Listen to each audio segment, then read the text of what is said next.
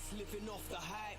They got no longevity in the game, they got no stripes. No longer social in person, they live on social media. So social skills are not working because they live for likes. It's all a make-believe world, but they love living in the bubbles. They scrolling and reading all the BS you type. Just for attention, a couple shares or a mention. It's meaningless, but it's like nobody wanna deal with real life. I spit that real life, say what's on my mind. I will not pander to the climate of the deaf, dumb and blind. Never dumbing down my bars, only realness in the lines. You will only hear the honesty and passion in my rhymes. I'm staying connected cause I perfected my art form. This show I directed, calm and collected, rated, respected, stayed on course and never deflected. Flow like electric, I'm gonna set this off, no apology. I move metric, yeah man, I'm still moving imperial. My techers are moving hectic.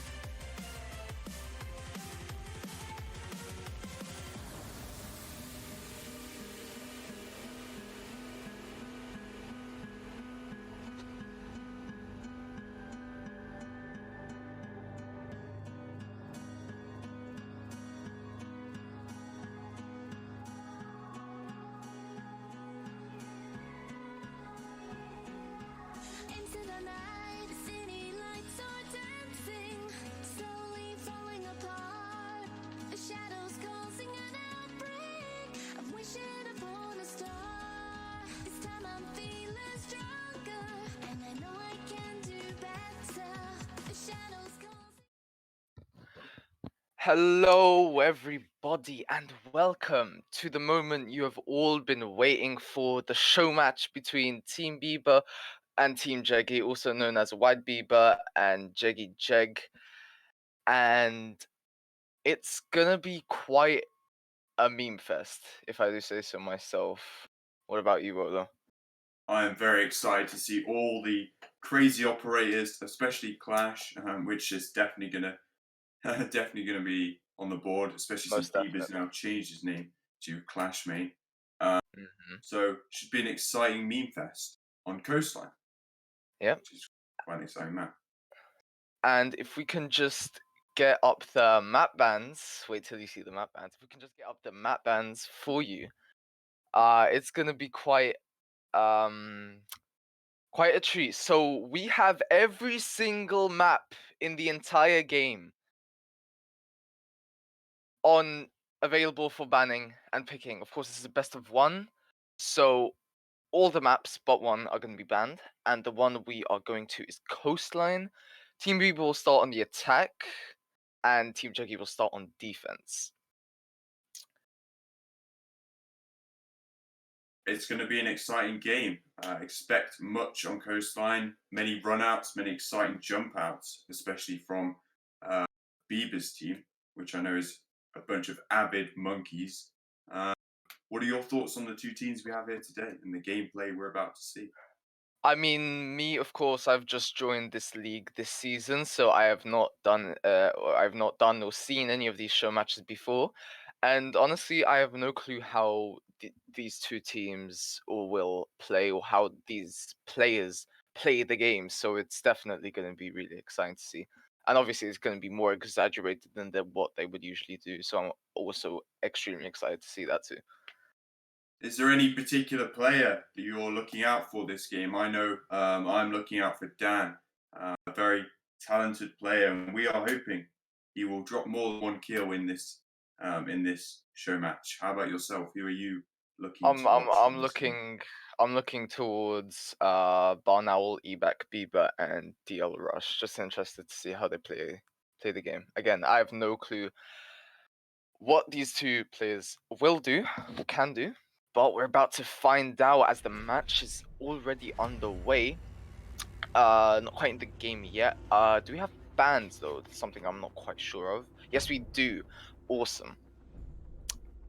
So Jeggy's team will ban first, White Beaver with two bans after that, and then Jeggy Jeg's team will do two. We'll do one after that. Seems like there's a bit of indecisiveness going on as to who's gonna ban what, as the timer has extended fully. It's gonna be a fuse ban. Only Thoughts on fusion that? ban on Coastline. Of Doesn't course. really have much effect, but Fuse is thick as hell, and that caused some real problems for the other team when in a gunfight with him. Just Mm-hmm. sponging all those bullets on the side of Fuse. Sledge Can't ban. be a What are your thoughts? sledge ban. I mean, that just denies verticality. I mean, not much of a meme ban per se, unless you want to kind of see it as like a fuck you to the meta sort of thing, you know? Now they can't hammer people, which is just a bit of a devastation. You know, shotgun on Ah, it sledge, is, yes. shotgun pistol on sledge is just is too superior because then you can just sledgehammer people to death and they'll follow that up with a warden ban. A very important operator, so very sad to see him going for this map. I would have loved to Of see a warden course. on the board. Of course, as we all know, he is integral to Siege as a whole. I'm joking, of course. And next up is Doc. So no overhealing, no runouts, and it'll be a bit more of a fair game, would you say? Yeah, I guess it would be a bit more of a fair game. It would have been a bit more of a fair game back in the day when Doc had his ACOG, but now with the Ah, 1.5, yes. I'm assuming a lot of players can still do plenty of work with him. Probably trying to prevent those kind of spawn peak type things that might go on, but it's a bit of a crazy lineup. And look at the pixel already. No, oh, never mind. No Nook. This time around. Yep, there we go. There's the Chanka, the Rook, and I was gonna say Echo, but he's kind of gets used a lot in ranked. I think they all used auto picks on the side of. Yeah, because it did just appear as the reveal face came, didn't it? I Nobody think will they be all six just. picking either. Well, it's a great operator lineup. Who doesn't think you need a Glaz, a Capital, Ash, Ying, and Dokkaebi? Especially when Dokkaebi's got the Boss G, all essential operators Oh, for the every Boss single G round. ACOG. Lord, the sight that Bikini Bodhi, the god himself, has blessed us with. So that'll be put on display here. It actually kind of reminds me a lot of the Showmatch we had at 2020 Invitational, because I believe that also went to Coastline. Did it not? It did. I think so. It's quite a Yeah, fun it map, did. Coastline. Plenty of Do you runouts, remember? plenty of fun things to do. Yeah, I remember Keeney going with the Doke pick as well. I think they did a best of 3. I think so. Yeah, something. Yeah, they probably did. But it looks like Matt is already gonna go for a spoon peek. Oh, just misses the head of Ibu Pro. Ibu Pro is just gonna on that angle there, hoping to catch him off guard in case he decides to show his head again. That won't be such a case, however, as Turlock here, or I know that's someone else. I know that's not his actual name. I know that's someone else, but I forgot. Oh, that's Cairo, isn't it? I think so, yeah. Bieber droning out the site, very sweaty on the side of him. He's Dokkaebi. Why didn't he just call and run in? But that There doesn't goes matter because Cairo Ash with just coming in. Yep, there goes Cairo with the first pick onto Jeggy. But luckily he's already done his job. Danobius following up with a kill of his own. Robin taking a few damage of his own. So he's just going to repeat that window along with Bieber, the Clash main himself. Very tight angle there. Matt taking some damage. Why Jeggy dead already? Huge shame. Won't get to see much from the Rook with the 2x scope in this round. Fortunately not, but we might see something here with the Boss G. ACOG just misses the first shot. He has to hit the second, doesn't hit it either. However, Bobbin will fall. That's going to be White Bieber losing another man. Wait, is that the Russian scope that I saw somebody? I think it's the Glaz. Oh, it might have been. Okay, because I thought. Okay. Yeah, because the Glaz does is forced to use those Russian sites. So that might have been Chunk or someone. I think Bieber down. Behind the bomb with the Boss G. It was a lovely shot to down him from that position, but Barnow will now be dead. With the Glaz. Oh! Yep.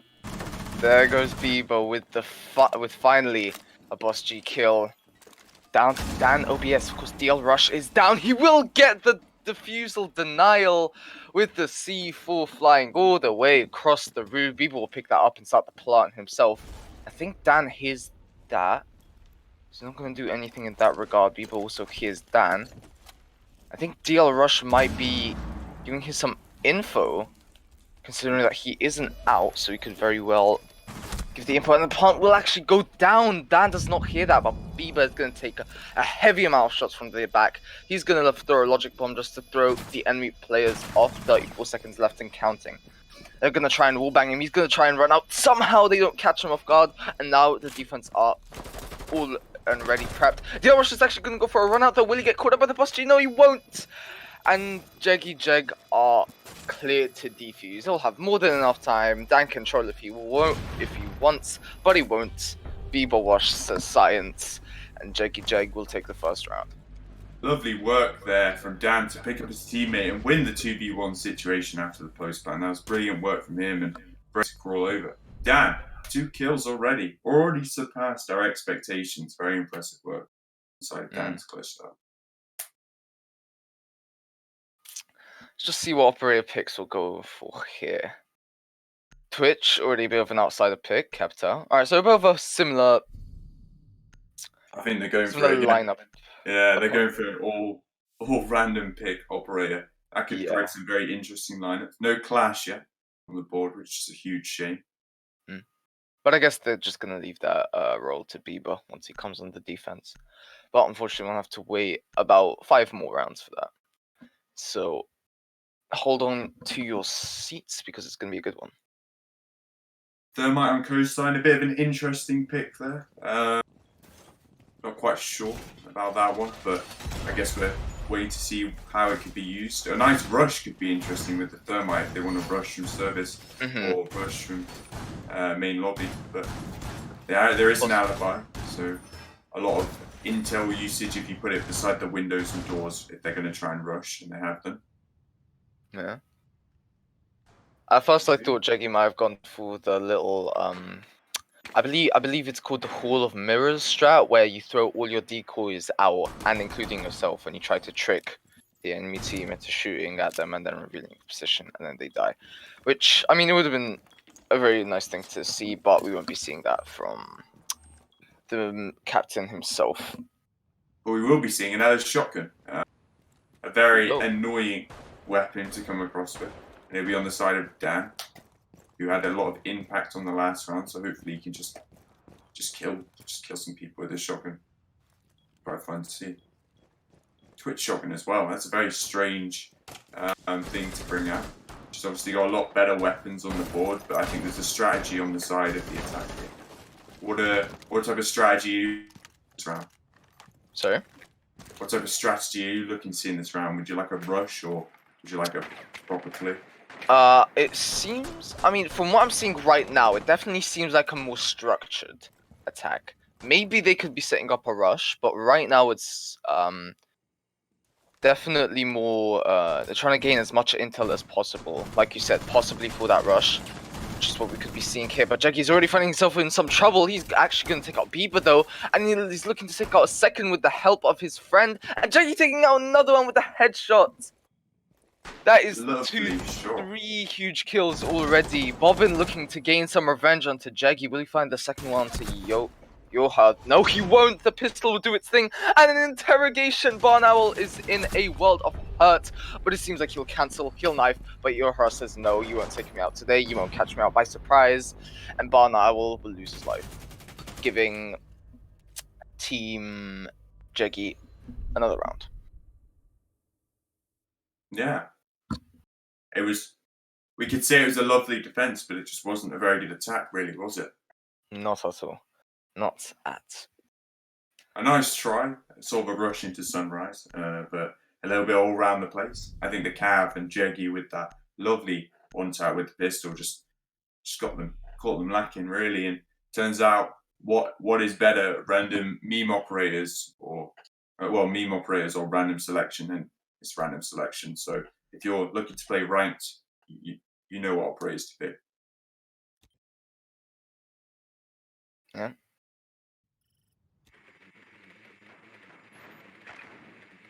Reading chat. Sorry. We've got a Monty coming out on the side of Barnow here. He's using the new hard breach gadget. You don't really see that very often. No. At first I thought I got removed of him, but then I remember that was the Lion who got that removed. Not Monty. So I'm just trying to notice any abstract weapon. That's a shotgun on the Twitch. So that's one abstract pick right there. And of course we got the boss Zoaqro from the man himself, DL Rush. And yeah, just mainly shotgun picks from the defense apart from Dan and Matt. But it seems like, what's this? Matt going for a spawn peek with the revolver. Hashtag revolver trust. Extra points if you know what I'm referencing there. Seems like you won't get anyone. Literally couldn't have been a worse operator to come out of spawn. And Mao won't be able to find anything because it's just a giant shield in his face. So unfortunately so. Yeah, I think they were probably expecting something of the sort. That's probably why they pulled out the Monty. Bobbin is just going to try and fire a few shots to catch out the spawn peeker, but no luck in doing so. Jeggy will make his way over to the bathroom to just try and camp there. Maybe go on the cameras, get some information for his team. And now defense is just going to play the waiting game as White Bieber continue to make the push. That's going to be one LV Lance. Get rid of, well, really the Kaid on the other side. I was about to say nothing, but then I realized they have the Kaid. Bieber, however, that's huge presence there by CC, and whoever that defender is, he's going to be in quite some trouble. He's going to take out the drone, however. Oh, he does have DL Rush for support, though. So they'll probably make a push in on... Cairo will be the first one to take the gunfight, and he'll win it as well. Cairo will get taken out by the likes of Jeggy, but now he's going to try and hide. And he does actually manage to take out Bob, and he's going to take out Barn Owl as well with the shotgun. What a play from Jeggy there. And now, Evu Prone will be stuck in a rock and a hard place, eventually leading to his death. Bieber now, the shotgun battle between him and Jeggy. When manages to win that one out, he's gonna have to find 2 more to win this out for his team. There's other diffusers, who won't have to worry about picking that up. Matt's just gonna try and tackle this opposing force with the revolver. And he's actually gonna go for the plant. I forgot that the site actually extends into here. And he will actually get it down. 45 seconds and counting down, but Bieber is just gonna catch Dan, who was trying to escape into a safe position. But no such luck in doing so, as Dan and the rest of Team Jeggy Jeg will be able to defuse with ease. There, Kai's kind of having a bit of fun with the nitro, so there some very strange body movement we can see here. Quite unlucky as well, since Vigil just baited Cav. Literally got Cav killed. Unfortunately, the boss G just doesn't work against shield operators, which is a shame. But it was a lovely refrag from Jeggy as he came in and just shotgunned them all. Seem like White Beaver is struggling to find their footing in this game, in this first and only game, actually, since this is a best of 1. First, I believe it was supposed to be a best of 3, but then got changed to a best of 1 through because of reasons that I'm unaware of. Bieber going with the gridlock pick. Possibly to mask the sound of the diffuser, since that is a thing that those track singers can do. And also I make that claim because Bieber does hold the diffuser. So no doubt that they'll probably be surrounding that diffuser with those track singers. Yeah, for a game of Coastline, this is a surprisingly good operator lineup. Jackal got smokes. Like, this is heavy smoke plan. There's literally 6 smokes on the board and 6 flashes on the board. Probably a quite good smoke plant rush can come out here. Yeah, I think they're just trying to hide the fact that they're gonna plant as much as possible. I mean, no doubt they are definitely gonna plant. It's just a matter of when are they going to plant. I think they're just trying to hide that from Team Jeggy. But Matt here again going for the spawn peak. This time it's gonna be a run out. He's gonna find no one though, because nobody has spawned ruins, and he might have just baited himself out unless he moves out of that position extremely quickly, which will do so now. Possibly the end of the Boss G era, as now Dokubi and Vigil have chosen the other weapons instead of the Boss G, which is a bit of a shame instead.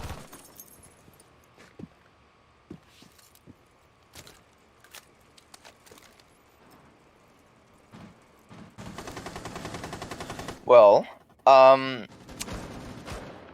think... Oh, yep, that's going to be Cairo getting the kill onto Yoha, which I believe is... Oh!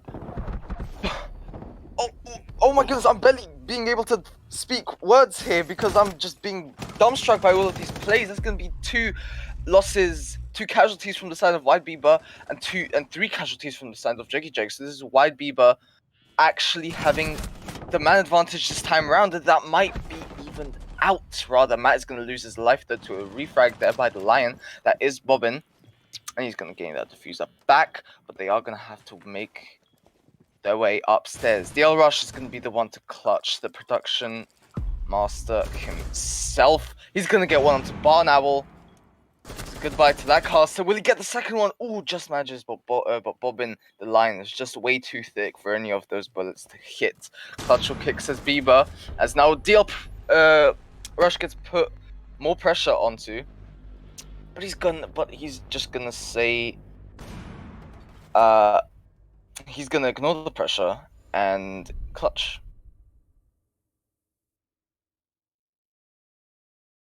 Yeah, lovely clutch up there. There's so All many right. kills. What's going on in here?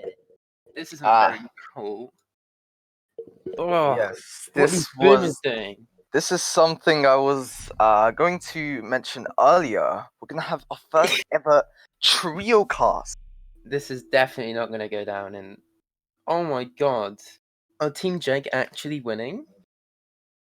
Apparently so. We're just as surprised as you are. I mean, this is the first round they've now actually picked operators, so they could be going on a bit of a losing streak at this point. But I think the Ella's shotgun has definitely helped them. Dan, shush, Science. Just because he beat you last time, Dan is actually very poggers. Don't diss my man Dan. However, Wide Bibber. Another meme that I made that someone has stolen. I'm not even lying. I can't really hear much over these shotguns. Oh my goodness, this is Anyway, just renovation.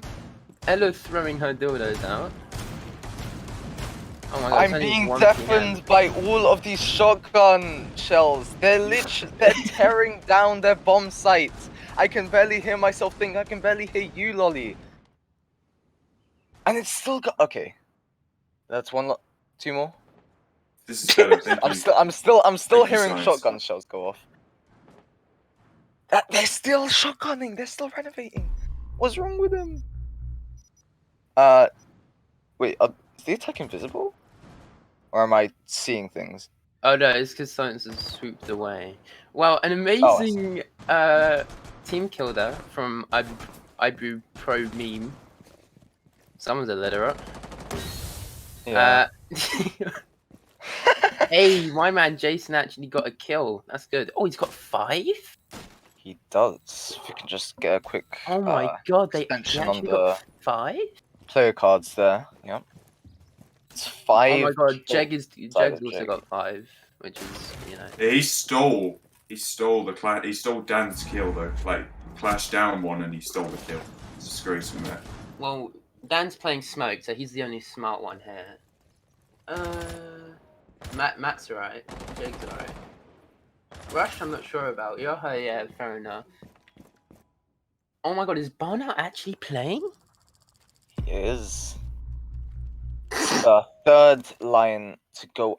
Oh, sorry, second line to go, I believe. Yoha is now actually going to go for a jump out. He's going to get nomaded, and Line is going to go for the quick peek as soon as possible. But no, he gets back up in time. And Evil Prone is going to refrag. It's down to Dan to do some magic with the shotgun and the SMG-11. Evil Prone is going to get stunned by the Ella mine there.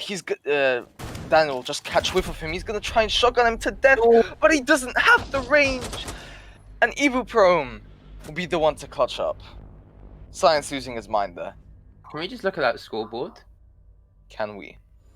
Could we? Could we? Oh my god, Jason's overestimating carrying. himself there. How bad is Team Clash that Jason's carrying? Look at DL Rush. He is one of the lowest ranks here. He has got 100% impact on the round. Round of applause. Damn, DL both Rush. teams suck so badly. This is why they should have waited like 10 minutes. Ah, Bibber. Wanker. So anyway, Finker will be the one to get 6th pick onto from the Thermite. I believe that is Bieber who's playing him. Of course, the main man, the diffuser, the CEO, the owner, whatever you want to call him. The man has many names, but he's going to be playing Finker, and that's all that matters right now. Wait. Was that just me, or did Kai just throw one of his electroclaws at the window? Yeah, I think he did. I think it's 1,000 IQ play. You're literally electrifying the barricade. It does nothing at all, but it gets in their heads. Like, if they're thinking there's electrical on that barricade, they could be thinking, this team's not very good, and then they could just smoke them like they have for the past 4 rounds. They're rewriting the meta. Mm. They're Lieutenant literally goes to rewriting the meta. meta. That is insane. Does someone want to Amounts tell of power. Dan that Echo's drones are no longer invisible? Oh, are they not? Oh yeah, I No. remember that in the patch notes. Oh, that's an F, and that's also an F. Massive Is F. that are we gonna see a good night from any of them? Yeah. F's in the chat for Bobbin. Nah, he deserves it. They need to give Team Wide Bibber a handicap anyway, because Jason is just overpowered. He's just too good. What name is Eback going by the way? Jeggy actually getting that headshot onto Barn Owl. So that's yet another good night. DL Rush following up the kill of his own. Matt to fall next. Jeggy getting caught out by the Nomad. He's gonna get taken out while still on the ground. That's 2v3. Jeggy Jeg with the man advantage here. Wide Bieber gonna look to try and turn this around. Possibly try and play this as aggressively as possible. The Evil Prone is now going to drop down from the elevated position that he was at earlier. They're going to look to take the diffuser. Nobody's by it though, so they're basically free to take it. And all 3 of these men are on site, apart from Yohra. You're going to his default position, hiding behind something. Yeah. If any of you remember the old Loki, you'll remember that. If not, you suck. Yeah, I said it. I suck. This isn't a normal stream. I can say whatever. Of course. As long as it's not against you, right? Oh, Cairo taking some massive gunfights there. Oh, is he gonna lose to the silver? He lost to the silver. Oh my god, you're so bad, Yoha. How did you lose that? Yoha, unlucky. He actually lost to a silver. And that's definitely gonna get memed about for the entirety of next season. Plat analyst losing to silver 2? Question mark. What? What? You lost to silver? Oh my god, are they about to lose to another silver? Don't know, maybe they might. I'm not talking about Dan though. Dan is champ.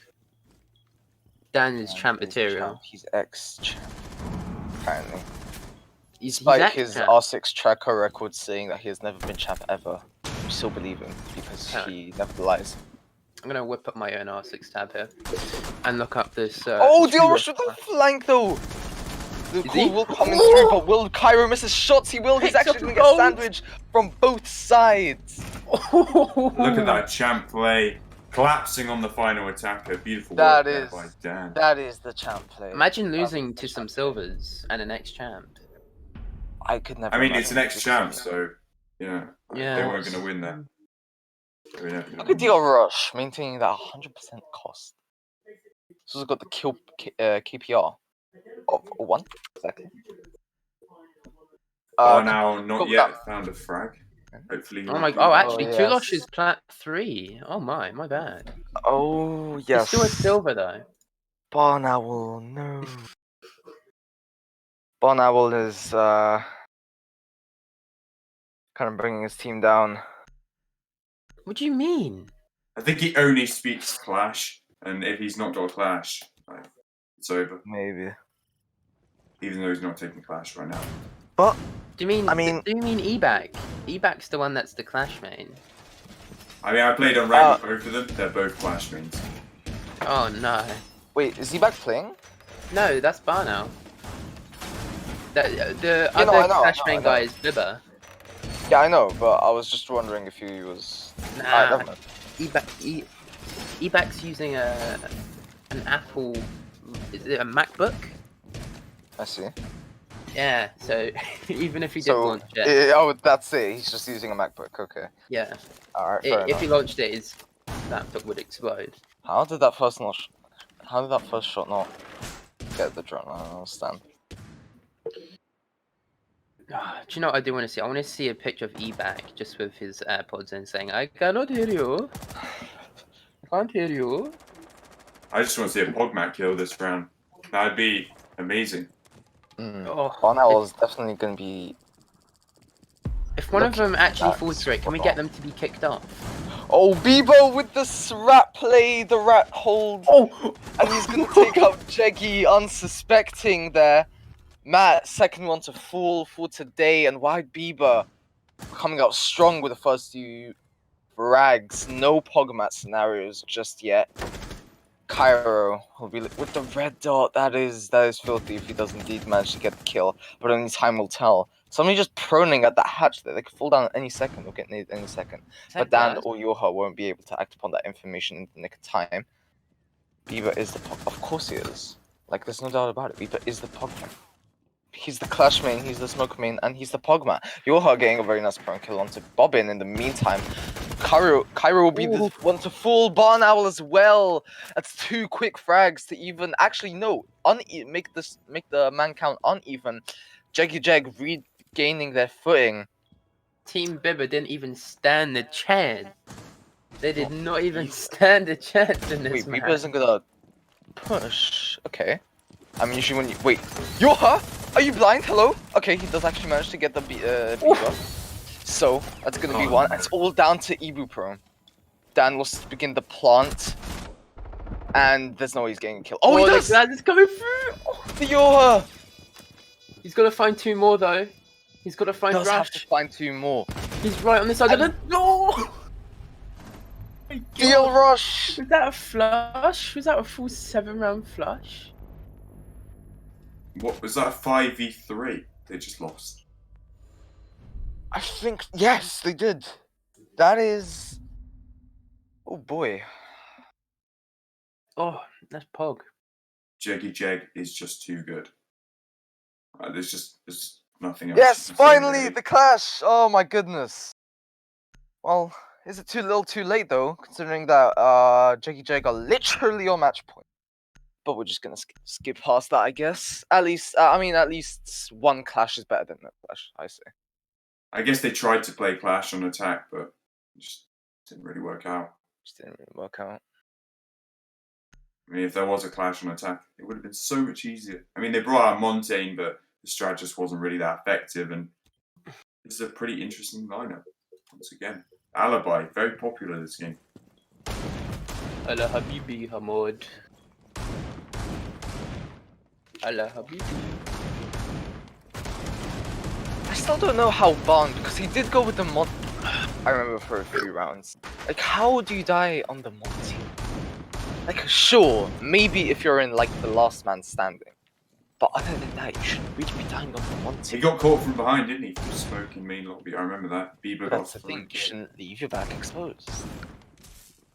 It's Bieber, kind of just too sneaky, I guess. kind of have to call Barn Owl there on behalf of Ebac. Well, just remember that the egg is in play. I suppose not.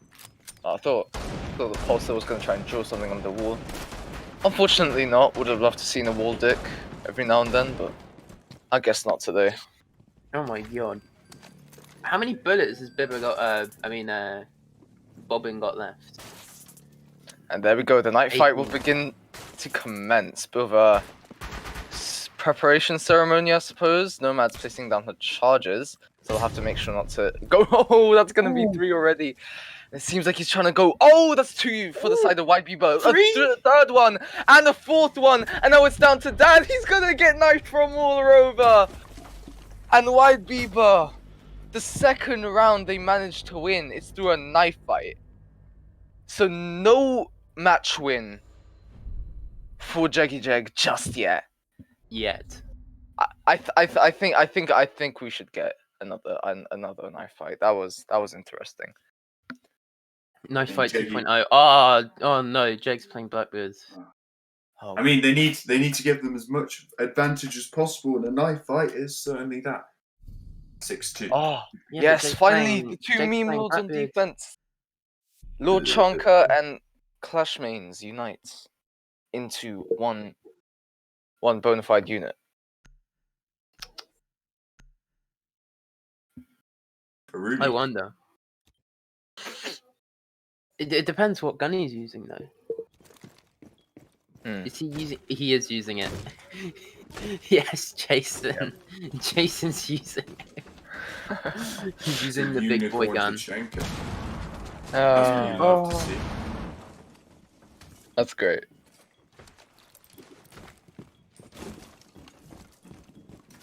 I'm expecting a spawn peak, or at the very least just imagine being killed by a chunker in a unicorn skin on the run out and a spawn peak. Like, that is just BM at its finest.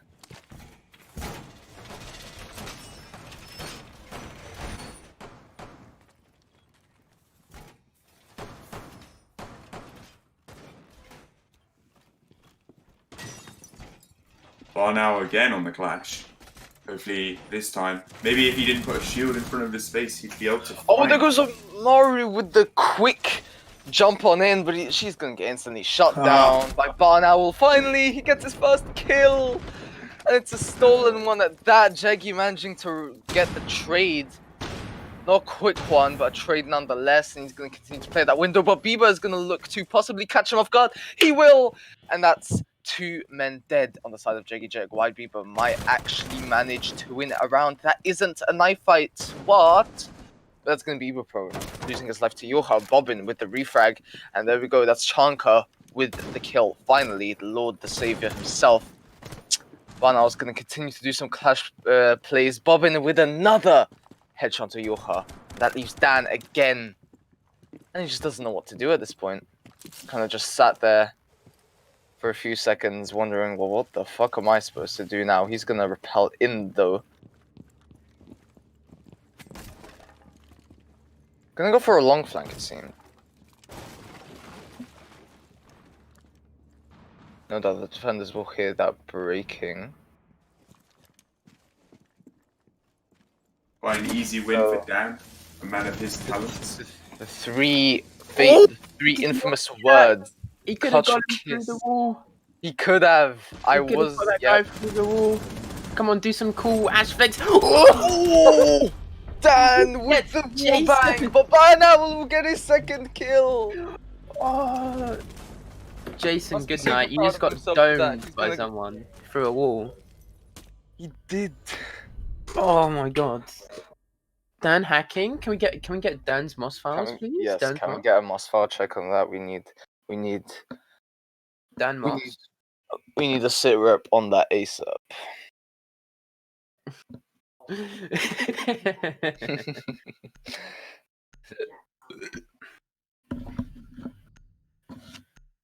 Yep, no doubt Barn will go on that clash again because of his more than stellar performance.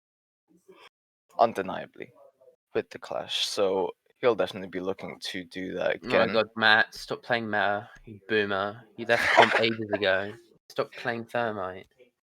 Lolly, I don't think playing Thermite on Coastline is considered meta. Oh yeah, wrong clubhouse. I mean coastline, sorry. Thermite shotgun would have been, more interesting on the side. It would have. Yeah. So in this case, Lolly, I guess you're partially right. If only they had reinforced hatches. But people didn't like that idea. Which I didn't either. Honestly speaking, I kind of wish we would have kind of had more creative lineups. Oh, Because right now it just feels like a bunch of random operators more than like 3 speeds only, or 1 or 3 armor only, or like I know all female lineup, all male Yeah, lineup, all shotgun lineup, all elite lineup sort of thing. It's because the teams are missing the meme lords. Like Lolly. Why? Of I'm course. definitely totally not digging in at the stupid start time. Yeah. Just So didn't I wake was up in time. definitely not asleep. Oh What's no. this? Thermite Oh, breaching no. charge on the barricade, not gonna get caught by anyone. Oh, no. And the rush begins. 4 players flood in. DL Rush gonna be the last one to come in. That's players holding the Oh, angles. my. Bieber will be the first one to fall. Will Ibuprone be the next one. That's gonna be Oh, a Jake. trade. Very nice Oh, trade. Jake. Barn Owl's gonna try and mitigate the damage as much as possible, but unfortunately, he feels like the damage has already been done. Jiggy going for the plant with the shield on his back. Nook there trying to fend off Barn Owl as much as possible. 45 seconds and counting. The countdown has begun. Cairo going for the flank there. He's gonna take out Yoha, and now it's down to Barn Owl. He's gonna get Oh, no. taken out from Cairo, but Barn Owl might actually do something. No, he won't. Jiggy with the double. Jaggy wins those. Jaggy wins those, apparently. I take it all back. You were right. Thermite is way too meta. Told you. Of a pick. What Bringing a the thermite is what won that, because it's just meta, especially on coastline. Too Well, I'll sweaty, tell you guys. what. I think that was a brilliant round to end off. The problem with the clash.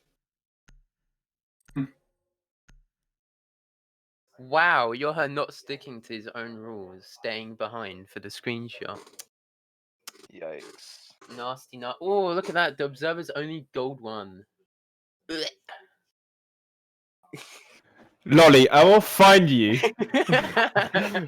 Wherever you are, I will find you and end you, okay? Oh, I've just been told by the observer. Who was that Oh. screaming? I think that was someone listening back to the thing. Well, what are we doing now? Is there another game, or is that it? No, it's that's it, because it was only a best of Oh, one. Only Man, if only coastline. if it was a BO3. I don't think I would have been up for a BO3, honestly. If only it was House. Oh, if Oh, only. yeah, that's true. They do be spitting kind of facts. House would have Yeah. been the quickest matches ever. I mean, for being brutally honest here, I think this had potential to be a very Anyway, pretty time good. for the interview. Hi, Jason. Oh, You're we do already have an here. interview. Hello, Jason. I only came in halfway through. Why were you the MVP? I don't know, and it's not How okay. did you become the MVP playing line? I'm just that good, okay? I'm just that good. You have a guy on your team known as Jeggy, who's also here now. That is like I'm not on his team. I 4 just ranks. Oh my accidentally goodness, clicked we're being here, so, flooded. yeah, bye. We're being Oh flooded. yeah, you're on the other team. I forgot. Jeg, why'd you suck? I was just born that way. It's just in my genes. Can't help it. I suck big time. Aye. Bieber, you shotgunned me from under the window again. That happened on Skyscraper in season 2, and it gave me Vietnam flashbacks. God damn it, man. So you playing Clash? It's just silence. It's just Not like Clash. What's his name? Blitz. What was that about? Why are you so good on him? Is that what you were training for? Were you training to use Blitz? Are you actually so Yes. cancerous that you actually decided to play Blitz and play him properly? I guess It's only you a could yes say or that. no. Yes. All right, so you are a piece of shit. All right. So going on to Dan's performance, the ex-champ, not looking so well for an ex-champ, still pulling the sludge along. How is he doing today? Dan was he was a contributing member to the team. I mean, we wouldn't have won without Dan. We Yeah. love Dan. Yeah, we all love Dan. How He- is my he prepped replacement? Better than you. He had much more fragging ability and he was nicer. I feel bad now. I mean, he didn't wake up in time, so it's his fault. All right, listen here, you piece of fucking shit.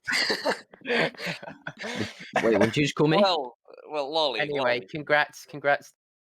Jeggy, what did you just call me? wakes up on time. He wakes up on time. Yeah, Jeggy, why did you actually one-tap me though? That's like That was a nasty shot. I'm sorry. I hope the stream caught that. I really do. all right, considering this is already like blown out of proportion, how about all of you from the team say something very creative and funny? Like about all each at the other? same Okay. time. Yes, I have something. Lolly for is a when you're good doing siege stats. player. Lolly doesn't have to wake up on time. We got cheated. I We hate all of protested you. the match and we allowed the protest, so Team Pipa wins 7-0.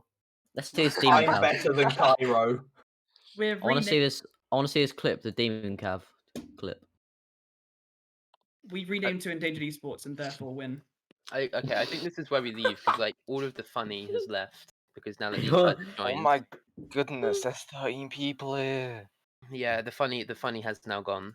There's It quite a lot of has. people in There's, it's just awkward silence. Yeah, What's when it it was just the group three of chat us now? casters and the observer and producer, Where's it was funny. Ebac? Yeah, This we're is here. like this is the end of Reflex, the battle of Bieber versus Jeggy. Yeah. It's not over I yet. think I mean, we should once keep the it's same warming up. teams next season. You know. I hope that like I'm glad that I've met you all, except for the people that I haven't met. So that's like half of you. So You met me, right? You met me. who are you? You're in my league. You cost for my league, yo. I mean, Bieber won the season 2 show match. I won season 4. There I will think be there a just has rematch. to be a tiebreaker. There will be a rematch. Can Good. Even if it's not streamed, there better be a rematch. I just like to point out I will gladly pay someone in exposure if they can like put some electronic music and like montage my clutch as one I. Oh, What clutch? I fucking what 1v2, you dick. Exactly. nah, That's no. what I'm talking about. That's like the best clutch we've ever got. Oh, got stuff muted. Yes. Wait, we haven't ended yet. Okay, thank you guys for watching. This was a horrible match. I hated every single part of it because I wasn't in it. We're going to be back with like some matches later, I think. I don't know. I don't really care. Right, bye. Bye.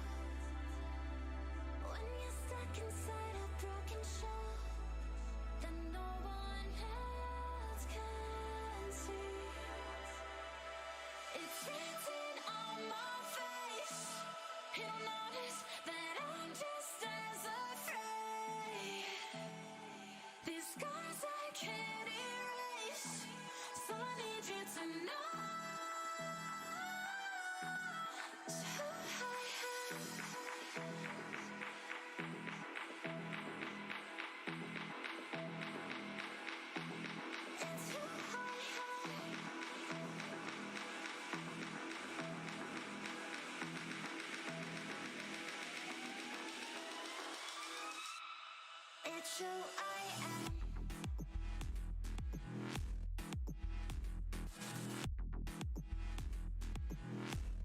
It's who I am.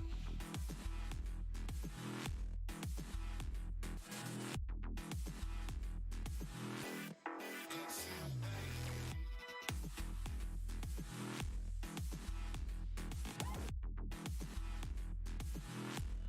It's who I am.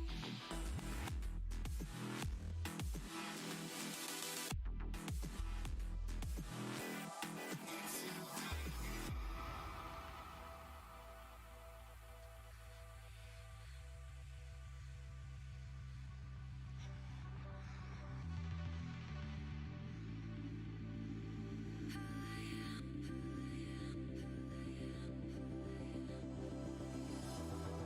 One billion reasons in the stars. In prison, deep within my heart. It's written on my face that I'm just as afraid. These scars I can't erase, 'cause I need you to know it's who I am. Want you to understand. It's who I am. Want you to understand.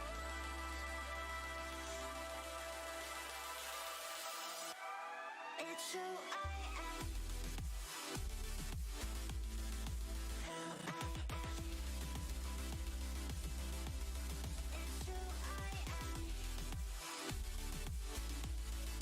Who I am. It's who I am.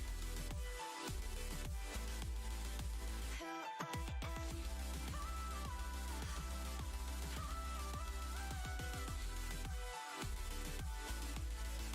Who I am. It's who I am. Who I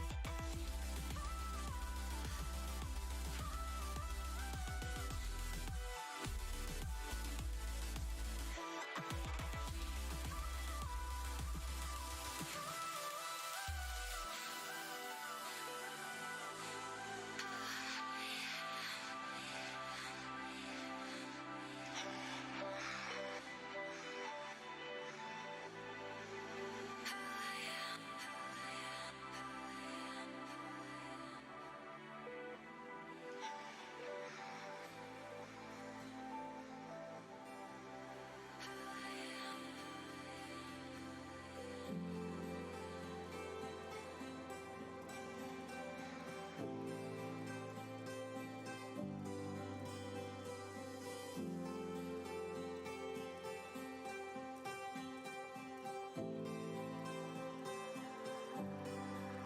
I know it's easy to get lost in yesterday,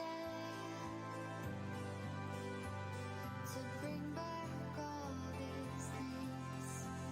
I know you love them, I know you love them, but I know that I can try again to warm your heart. Please understand, things don't stay forever. We say we want to make a change. I must admit it feels a little strange to see it end different. And even if it passes by, this isn't how we say goodbye. Just until next time. There's nothing wrong with shedding tears to make sure that your side is clear and bring to light all your silly fears.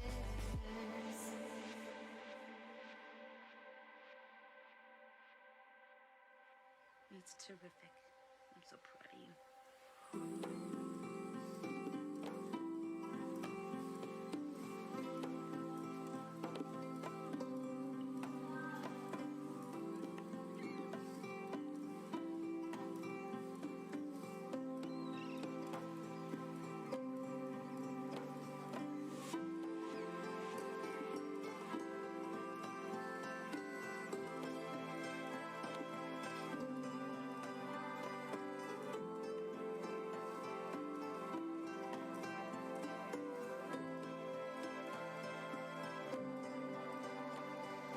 just when you forgot.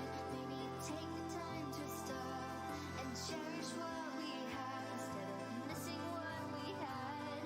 You only notice when it's gone because to satisfy what you long for. You will have to try again to fill your heart. Please understand, things don't stay forever. You know you've got something could change. You must admit it feels a little strange to see it in a different. And even when it passes by, that wasn't how you said goodbye. Just until next time, you'll still be through the falling tears. And now you know your side is clear. Bring to life all your silly fears.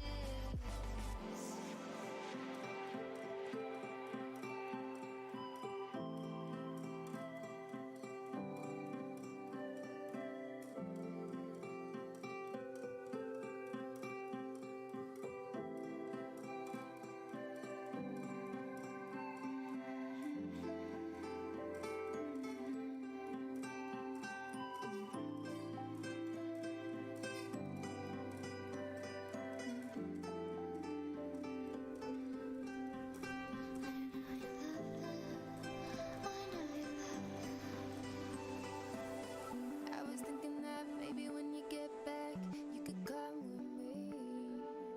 Fuck work, fall in love right now and spend all our money. Jump with me. Jump with me. I've been feeling it buzzing in my fingertips. Wanna try you out. Get lost, get far away, and do what we wanna do now. Jump with me. Jump with me.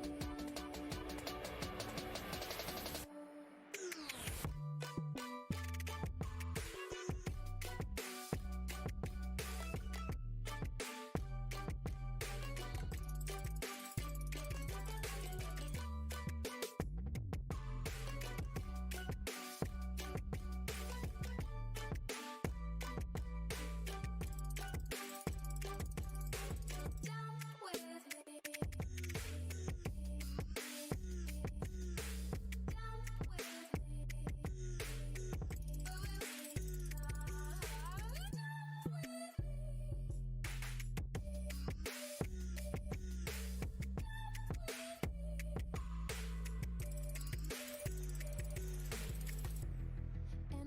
And I know the odds are always stacked against us. Even though we're young and trying to baby don't get no. And I know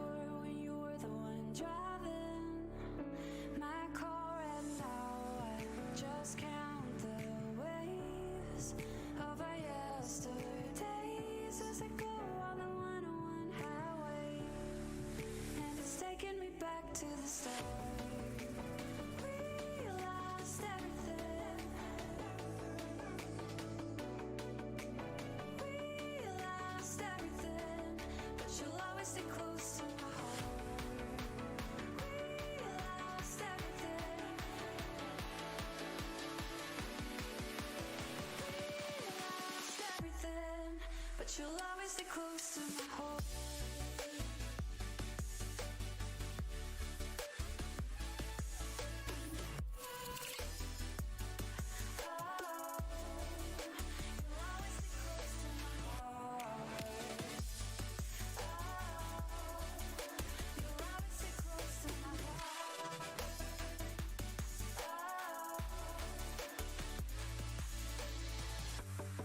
You were the sun and the moon, spinning me around. When I pushed, you pulled me closer, so I wouldn't fall down. And now I just count the waves of your warm embrace. When you made it a little bit lighter, when I was tumbling into the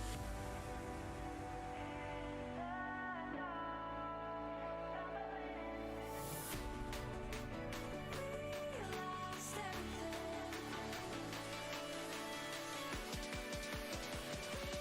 Lost everything, but you'll always stay close to my heart.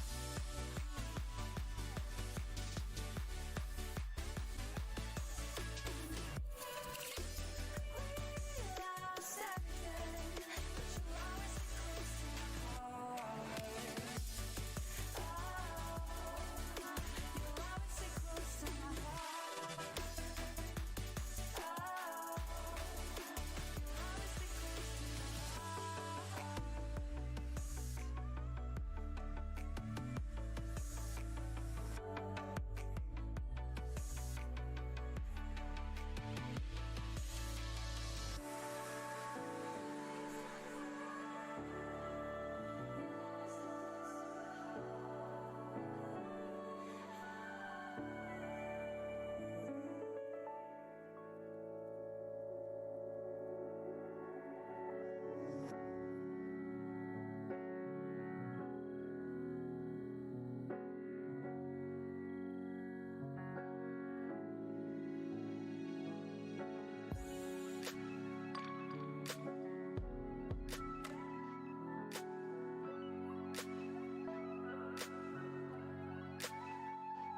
Why's it always seem like I'm moving backward? Caught up in a dream, everybody's actor. Why's it always seem like people change faces and nothing is real? Oh yeah, and you know I seen better days. Yeah, you know I've been through some things. Yeah, I've been sending prayers through the roof. Oh, truth. Yeah. Don't need all the answers, just tell me what life is for.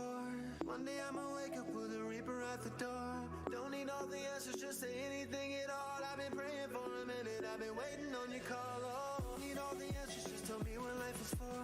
One day I'ma wake up with a reaper at the door. Don't need all the answers, just say anything at all. I've been praying for a minute, I've been waiting on your call. Oh, I've been waiting on your call. Oh, yeah. I've been waiting on your call. Oh, I've been waiting on your call. Oh, I've been praying for a minute, I've been waiting on your call. Oh,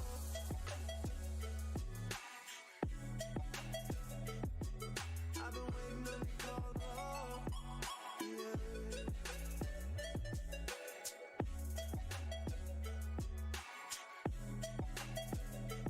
Oh, yeah. I've been so patient with you, don't you know?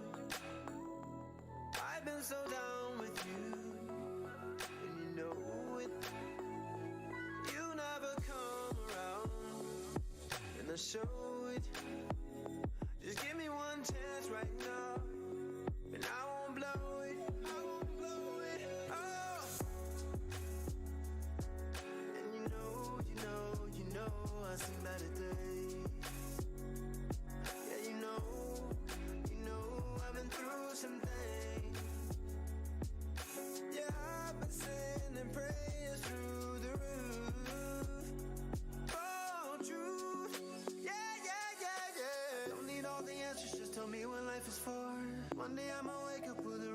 at the door. Don't need all the answers, just say anything at all. I've been praying for a minute, I've been waiting on your call. Oh, don't need all the answers, just tell me what life is for. One day I'ma wake up with a reaper at the door. Don't need all the answers, just say anything at all. I've been praying for a minute, I've been waiting on your call. Oh, I've been waiting on you, yeah. I've been waiting on your call. Oh,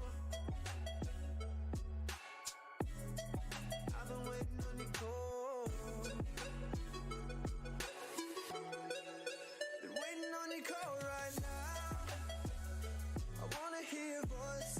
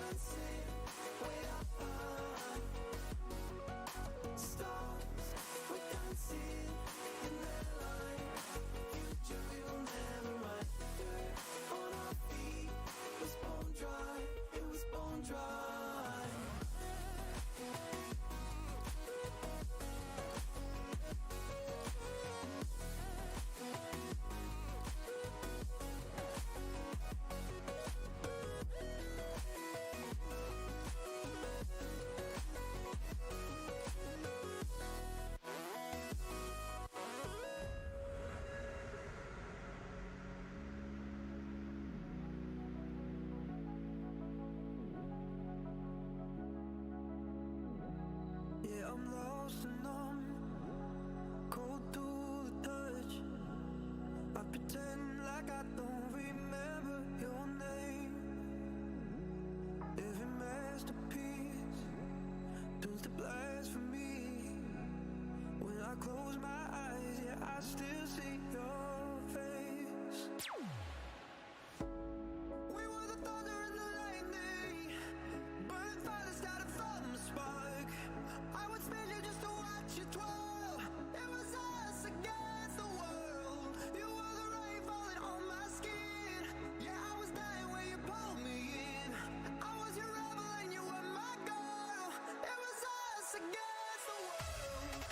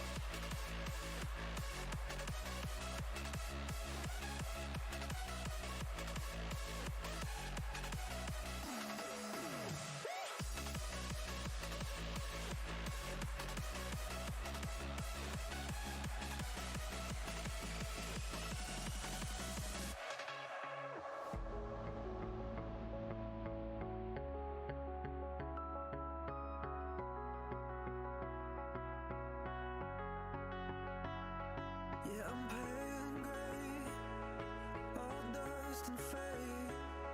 When I call for you, all I hear back is pain. Every song must end, even diamonds fade. When the darkness comes, I'll count up my mistakes. We were the thunder and the lightning, burning fire that started from the spark. I would spend you just to watch you twirl. It was us against the world. You were the rain falling on my skin. Yeah, I was dying when you pulled me in. I was your rebel and you were my girl. It was us against the world.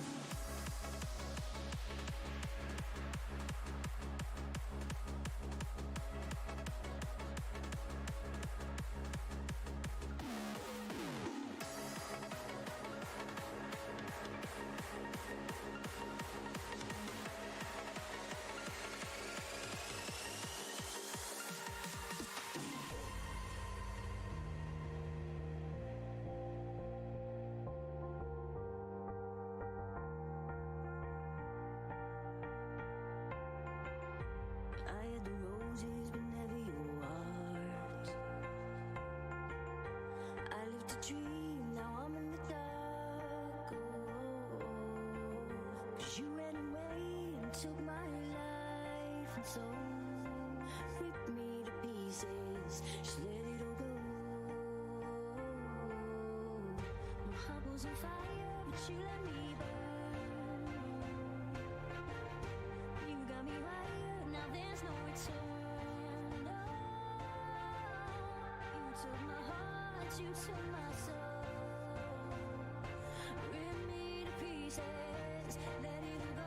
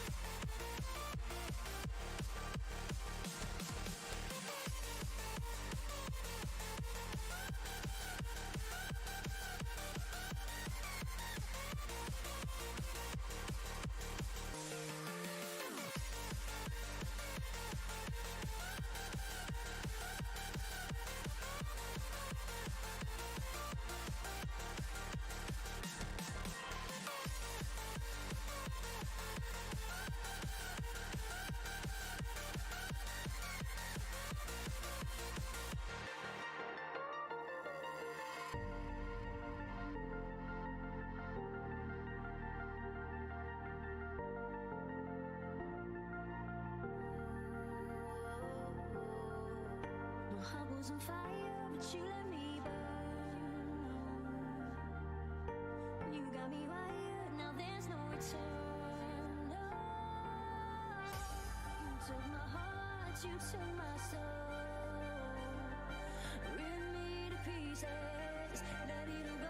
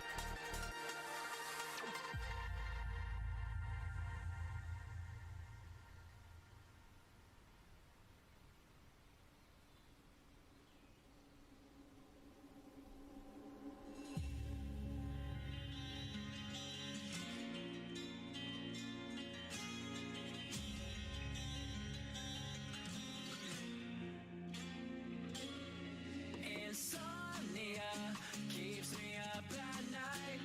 I sleep on the wrong side from what I've seen. You're quite the wandering kind. How long have you known? I've had my eyes on you, seen you in these holes. Darling, break down the wall.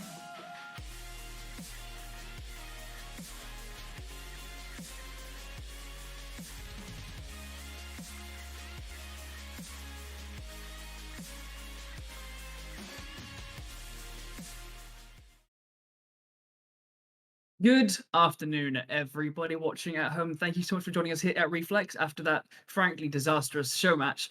We are here to settle things. It is the final day. This is the final of Reflex, and we have got an absolute stormer. You've got me, Barnowl, and of course, I would not be here if Ebak wasn't by my side. I don't cast with anyone else because why would I? I've got this No reason. gentleman by my side. Yep, I'm always Wow. here. So we have today a match where the excitement levels have definitely ascended pretty rapidly. Yesterday, we saw Proximinity go against SamClan, what we thought was a done deal. But the signature was not on the paper, and Proximinity pulled the rug out from under SamClan's feet. And so we have Proximinity versus Zoaqro moment. Everywhere. It's just an absolute Why are you travesty. signing things in ink? Like, who even does that anymore? People with class and pens. Well, like us in year 7. Indeed. So we have a best of 3 to settle the rest of this season between these two teams. Ebak, you saw SamClan versus Proximinity. You brought us that marathon of overtime across all 3 maps to find us in the situation. What are your what's the vibe? You're here with that instant experience in this. Well, the vibe. I mean, we've got Zoaqro moment today up against Proximinity. This is the grand final. It's all very exciting here in Reflex. Very happy to be bringing it to you alongside Barnowl, of course. In terms of these two teams, Zoaqro moment, we know, pretty consistently strong. Had 1 or 2 questionable results towards the end of the season, but they pretty much guaranteed their position up at the top of this league, and they had that little switch around. They are ex-Volcano for all those who aren't quite in the know yet, playing up against Proximinity, who have had a very, very up and down season, as I've stated quite a lot, which is why I thought maybe yesterday we would see them in the semi-final against SamClan, who have been all rise. Maybe just be on a down day. But they weren't really on a down day. They're on an up and down day like absolutely mad, constantly back and forth all the way through, right till the final overtime on Oregon, winning it out 8-7 in the most dramatic of fashion. It's certainly worth watching that back if you want to see a really interesting game. Zoaqro on the other side, they beat out X Endangered 2-0. Quite not necessarily a thrashing, but a pretty good showing from them. Very convincingly showing that they are the second seeded team, beating out the third seeded team. It was quite obvious that was a bit of a gap there, as opposed to the first versus fourth, with Proximinity actually finishing sixth. But with the jigs around in teams, they managed to get through. So a little bit lucky in that regard, but they've certainly proven their worth today. A real question as to whether they can keep that kind of strange level of consistency going enough to win, Barnell. Indeed, it's games like the season. We've got turbulence in terms of their standards, inconsistency in their quality from both teams, and that's why we have such clutchy back and forth gameplay, and that is going to be the tale of today. Now, it looks like we have actually gotten into the match itself. Have we? Yes, the round has begun. Proximinity on attack. We are on Clubhouse first. Excuse me a moment. There we go. Ah! All right, didn't catch what the bans were in that, but we're gonna guess that there was a Thatch, probably a Maverick, probably a Kaid, maybe a Mirror, maybe a Wamai. No, Wamai's on the board, so it's probably Mirror getting banned out. Just gonna guess. Haven't seen those because we were looking at each other, just introing away as these guys got this match underway. But on the attacking side, we've got a very classic tale. We've got the double hard breach, we've got the triple soft breach. On defense, a pretty versatile set. We've got the double set of throwable denial in the Jaeger and the Mai, plenty of drone denial and intel from the Valkyrie, and of course Steno on the shotgun, who starts things off for us. He gets a shotgun kill onto Zeexy, a fragging man in the side of Proximinity, but we'll get no chance this early on. Steno's only taken a chunk of damage, and Geico's going to be trying to ascertain what is the remainder of that encounter. I was preparing for a lot of setup for all these players, everything that's going on. I was going to talk about Steno and his importance within this lineup. He's already proven it before we even have the chance. The first kill with the shotgun onto Zeexy, who is the other, probably main impact player, you could argue, for Proximinity. His kills yesterday in that semi-final, so crucial in the right moments, and then the smart plays, especially from Samioto and Geico on top, certainly helped. It's Samioto and Broker stepping up, but Samioto quickly refragged by Suspended, keeping Zoaqro moment in it for the moment. Oh, Geico's been kicking himself there. He's in the position to cover, but he just let that mute step outside and get that refrag, bring us back into a 3 versus 3. Even man count is going to see us with a nice contested move as the Valkyrie there stepped out in aggressive position out of construction, but was shut down by Forgotten on the Hibana. Geico's still here, holding this cover angle right over towards Dilly. Is Dilly aware of this coverage, or is he going to expose himself? Ooh, the aggression from Suspended. It doesn't really work out for him. He's seen the positions of the attackers, but he's taken a lot of damage in response.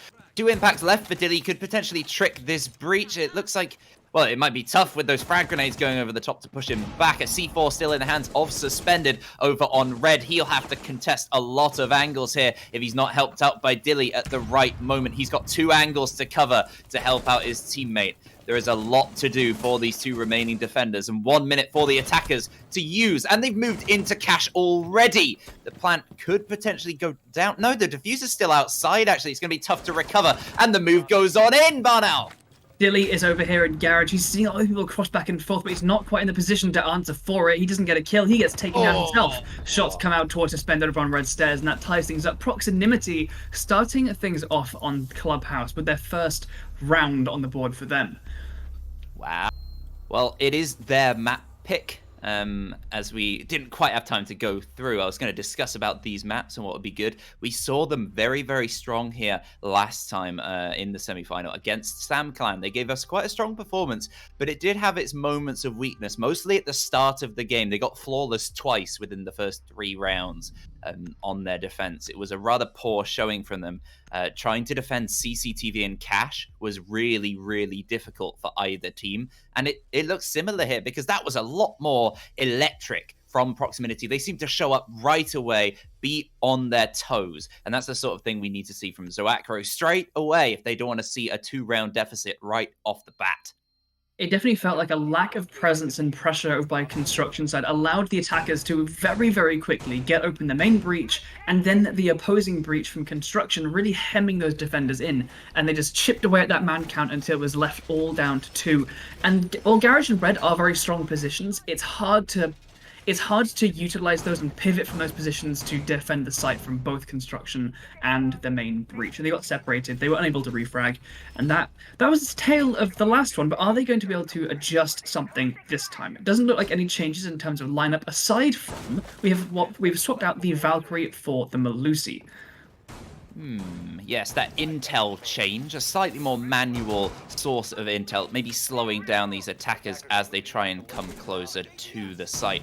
Not sure where all those banshees are. I see one on the table inside of cache, likely protected by magnets and ADSs alike. So it should be tough for anyone, even with the Ash breaching rounds, with that extra round she has. Still going to be tough to get rid of some of that utility, which will make the push that much harder. And Geico falling won't make it any easier on top. Steno again with the entry frag on the smoke, quite inexplicably. Fantastic start for him, and he's eyeing up Samayoto as well with the diffuser. Gonna hear that repel sound for sure. I don't know if that window is prepped, however, and he can't move too freely because Zixi has taken his position in stock. Gonna be holding that return from Steno unless he wants to go for a walk downstairs. So if he's going to use those lifelines to get rid of the mute gemmer on the wall, and we're going to get this breach open in nice, quick order. There it goes, with 2 minutes still on the clock. This is really good time efficiency. Teams have really figured out how to deal with this, and with the mute jammer and the smoke player, Steno hits the ground. That was a great bit of play from the attack of Proximinity, really just catching off Steno. They've lost that entry frag, but they always managed to find him so far in this game and pick him off before he can return to site. Not really getting the most out of the smoke. Potentially him on the mute, suspended on the smoke. We could see a bit more of a balance, but right now it's going to be a good advantage for the move-in of Proximinity. They did such a great execute last time around, and with no man advantage, but a good amount of time and ground taken, things are in their favor somewhat as they go for this execute. Look at those throwables as well, Barno. All coming through from the same position, and we're seeing a very familiar thing. We've got all the defenders hemmed inside the site in those positions of Red and Garage, so far uncontested, but with limited impact potential. Suspended here, frags dropping in around him. The defenders are all hemmed into the site. They do manage to drop Samayoto. He's not going to be able to pick up anything else around, but Henna's there, drops. Suspended does manage to get the down in return, finishes off with the shotgun, takes a position nice and advanced. This is pretty much a 2 versus 2, but it's not going to stay that way. Proximinity make their entry.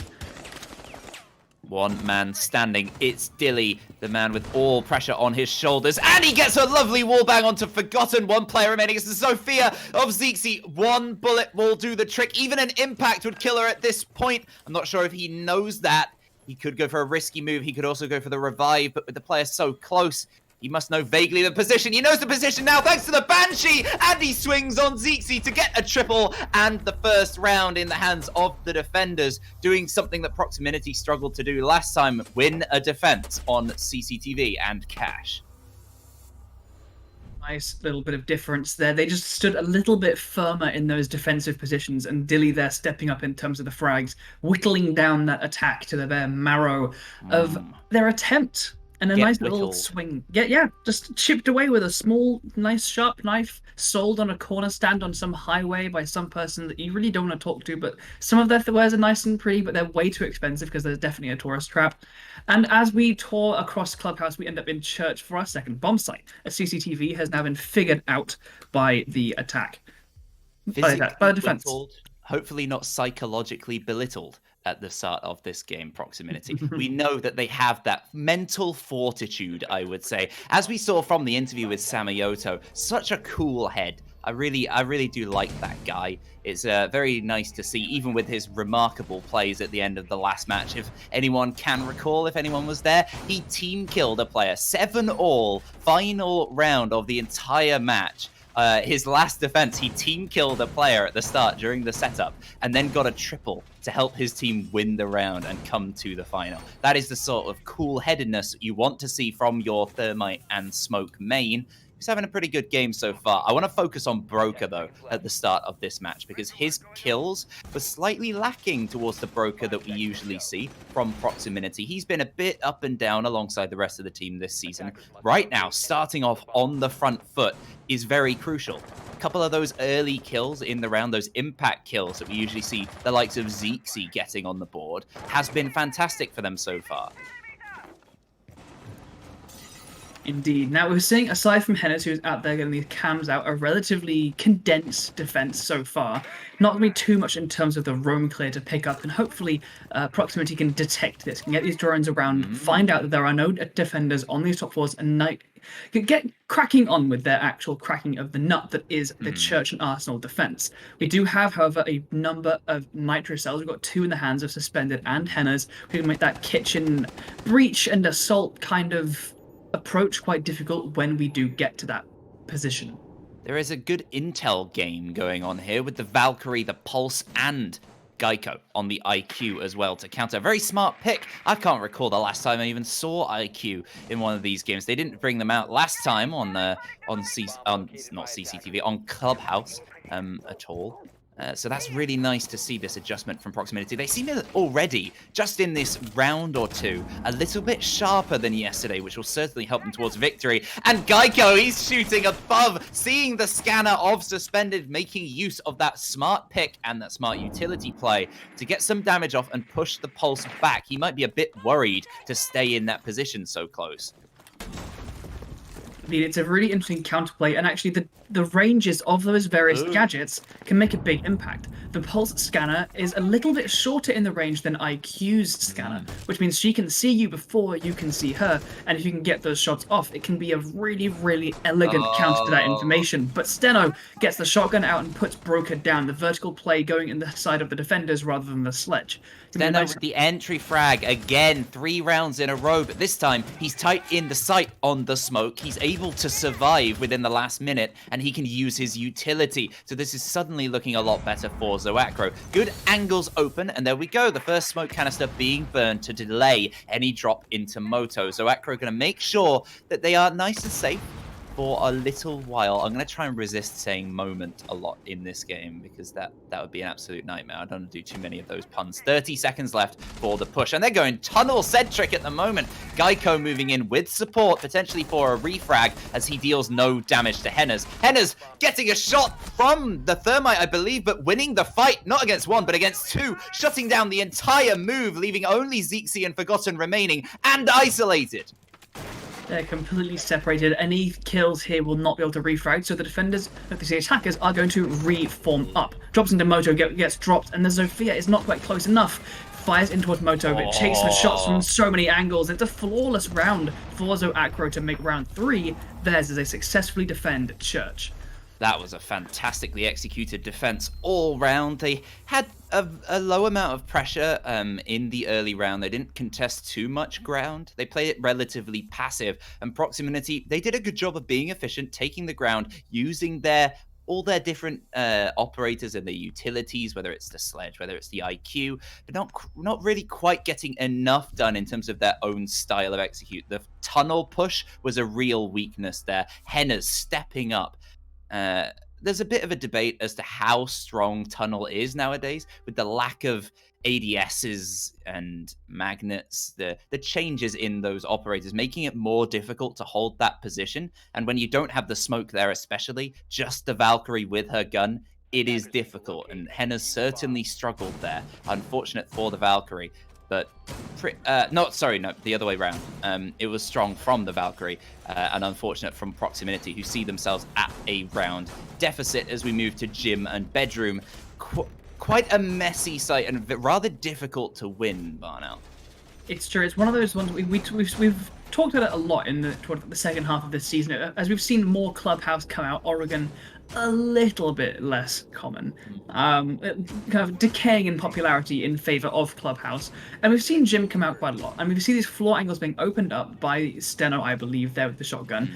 And it means that the entirety of Gym and Bedroom is a terribly dangerous place to be, which is why, being as a defender, the ability to rotate around it both through the corridor, which can be denied by the Jacuzzi breach, and through logistics, through which we can see those holes open there from logistics and construction, That's very important. You can jump in the windows so easily as an attacker, but being safe in that ground is far from simple. So clearing out this defense, which is probably start with this cash side bastion being created by both the bandit, the Ella, which we haven't commented on yet. Ella, Castle, Bandit, Jaeger, and Mute. Interesting to see. And those Grismots are going to be an absolute pain when it comes to swinging through these doorways. Yeah, it's Henna's job to hold off this cash side push from the east.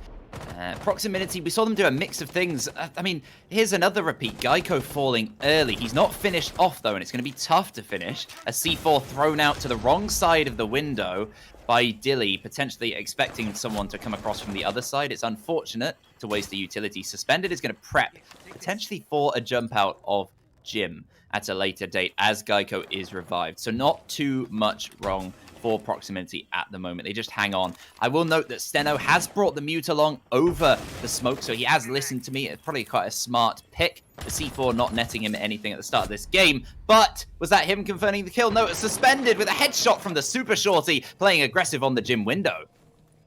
That funky little setup there with the blue camo and the invitational set. A trade comes out. Steno gets dropped to Geico and Zeexy on the other ends of it, leaving Proximity in a deficit in terms of man count. Geico fairly low. We've still got Forgotten all the way over by CCTV, holding that angle, but he's gonna move off of that. The defenders are no longer providing a super prevalent threat over by Cash, and he's gonna look at making more of an entry to join up with his team so they can consider what this execute is going to look like, as these defenders, with about a minute left on the clock, are going to start considering what crossfires are we going to establish, what areas of denial are we going to establish for the various entries to site. And it looks like mostly a logistics and corridor-centered defense. Geico. Go ahead. Geico kills one and downs another. A great bit of play from the Ash, just hanging on early round, and it's proved crucial to help things out for Proximinity. They can finish off that kill. It'd be fantastic. There's another one onto Henna's, finished off this time. A lovely headshot. Dilly finished off after being revived, and Robit is the final man remaining. Robit or Robbie. Here he's going to have to do a bit of robbery himself to seal this round out. He manages to kill one in Jim window, and the planter. Daylight robbery here, potentially. If he can actually seal the deal, it will be grand lastly indeed. Only one player remaining. It's Forgotten on the Hibana. Going for the wall bangs. There's so much tension here. Forgotten, though, seals the deal for Proximinity. Geico doing a lot of work during the round. All down to Hibana and Forgotten, the relatively new player on the lineup, really stating his place. And Proximinity keep themselves in this game a bit tighter. Certainly does. Evens that round count up to 2-2 with a successful attack of Jim, but with the rotation completed, we're going to head back over to CCTV and Cash. Now, we've seen Zoaqro go for these very kind of condensed defenses, these very dense single point. They stay within the set. There's not an awful lot of roaming coming out from them, aside really from Steno starting off on that bottom floor, and so far, every time getting an opening kill as the attackers begin their entry to get underneath that breach wall to deny it. Now, we've got a Bandit and a Mute, so we're stepping up in terms of how much wall denial we've got, with the potential to get a little bit more in the way of Bandit tricking, which is a little bit harder to do with the Mute.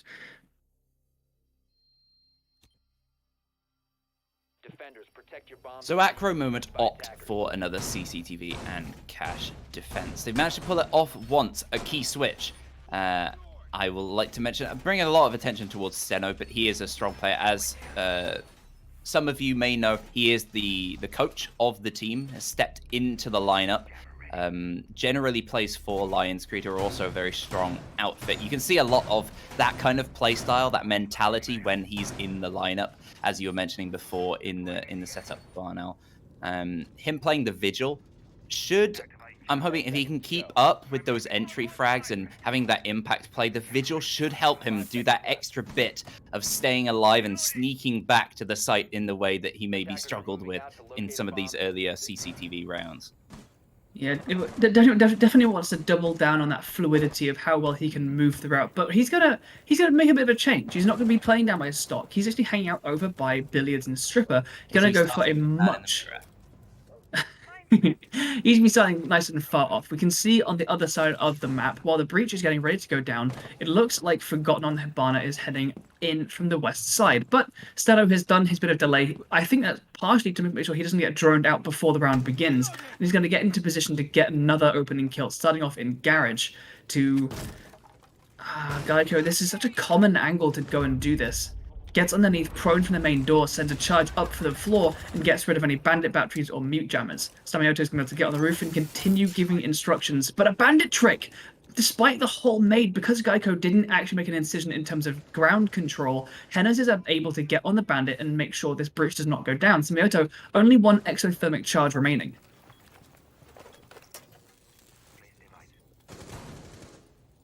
First minute of play, not too much done by Proximinity. They've been gifted somewhat the construction control. Zoaqro moment not tending to contest, very spread across the map. The difference being Steno on that roam could come round later to bite them in the bottom.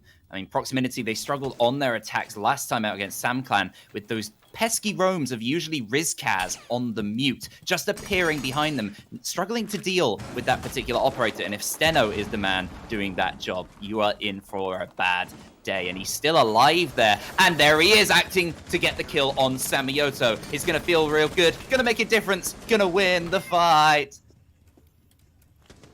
Geico's taking a chunk down. Samioto's been dropped. Doesn't matter if you get those bandit batteries, that wall is staying closed and has forgotten that Hibana, who has so far been making their attempts over by construction, can rotate around and establish those cross angles. Geico's going to spot the foot actually of the player in Garage and give those soft pings out so he can get a warbang onto Garage. He doesn't quite land the shots, however, his position will be made aware of because of it. Steno's going to drop down and continue the roam, but Verbidison, holding firm in the site, shuts down part of these construction push, and he's going to shut down the hard breacher. Looks like before the wall's been opened, so this is looking really good for Zoaqro. Strong advantage, 30 seconds left, 2 men up. And Proximinity have yet to burn out a lot of this utility. I'm looking at the C4s on the board, the players underneath, so spread across the site. They need impact kills nice and quick. They need to be very... Oh no, they team killed! And then the final players falling on top of that. Robbie stepping up alongside Suspended to secure the win. Oh, so unfortunate from the Ash there. Almost getting the better of Robbie, but it was all in vain in the end. A bit of a desperate push as the work was done early by the strong defensive play of Zoaqro moment, giving them a 3-2 advantage. You'd probably want the 4-1 here for them, given that it is Clubhouse before the switch. And Church Arsenal, certainly a strong place to do that, given their flawless history. Indeed, I mean, you mentioned impact kill, and Geico heard you and he came running. It was just unfortunate there that team kill, that spray towards the position of the player behind that bomb chassis happened to catch him off. He's going to jump off the Ash onto the IQ once more, but there's no pulse on the board to counter this time. We are switching from the Melusi to the smoke, and the Valkyrie is on the board, so hopefully those cameras will get hunted down nice and swiftly as we find ourselves back down in Church and Arsenal for their final round on defense. Very similar lineup coming up from Zoaqro, but they have opted away from the pulse, potentially worried about that IQ, I'm sure Dilly was aware of from last time, who has been brought again, and certainly can be of impact to get rid of a lot of those black eye cams. And also, most importantly, Barnell, what's the other operator that might be counted here? The Vigil. Yeah, actually, the IQ and... Yeah, the Vigil himself, when his scanner, his cloak is activated, it also pings up on that scanner. So if Guy wants to go on the roam clear... Isn't it something like that? I think it's something like that, yeah. Yeah. But yeah, the IQ scanner is so good actually at doing that active intel gathering against specific operators, especially people like those, the Pulse, like the Vigil. Also pairs very well with Dockerby, obviously, as she calls the phones and then you stop to turn your phone off, your phone pings on her scanner as well. I think an underused operator when it comes to that kind of active roam clear. Roam clear indeed. That is what Proximinity are doing all the way top down to make sure they are fully clear. As I mentioned before, they had potentially struggled sometimes against SamClan on their attacks. It was a very defensive game altogether. The defense winning out a lot of the majority of rounds. And it was this player in and around the stripper area, the billiards area, the bathroom that was an issue. Steno spotted out this time, his position well known. But he's going to persist. I think he's one of those players who, even if you know where he is, Vigil otherwise, he can take those fights and really punish you. And Broker is the man who's going to try and challenge him to It's frag the spot grenades. for a frag grenade, yeah. Yeah, he won't want to waste them this early potentially, but it could put... Oh, no, he gets the... Oh, a double from Steno! He's shot in the back as he expects the push quite cleverly from Geico as he was punching the door, but Broker was in the position to get the refrag. So smart from Broker, but a bit of a misplay from Samioto and Zixi, two very strong impact players taken off the board immediately. 1 minute 30, I mean 1 minute 20 on the clock. Half of the round burned already, and the attackers have a huge disadvantage in terms of, well, utility clearage and everything virtually. They do. They still have the frags and the flashbangs and plenty of soft breach in the hands of the IQ. They really do actually have most of the tools they could want, just not enough of the numbers. Broker's getting about half damage for a nitro cell sent up from suspended. But when it comes to considering an actual push into sight, they haven't achieved really anything at all. This hatch is still solid with holes open for impact tricks. Dilly still holding 2 in his hands.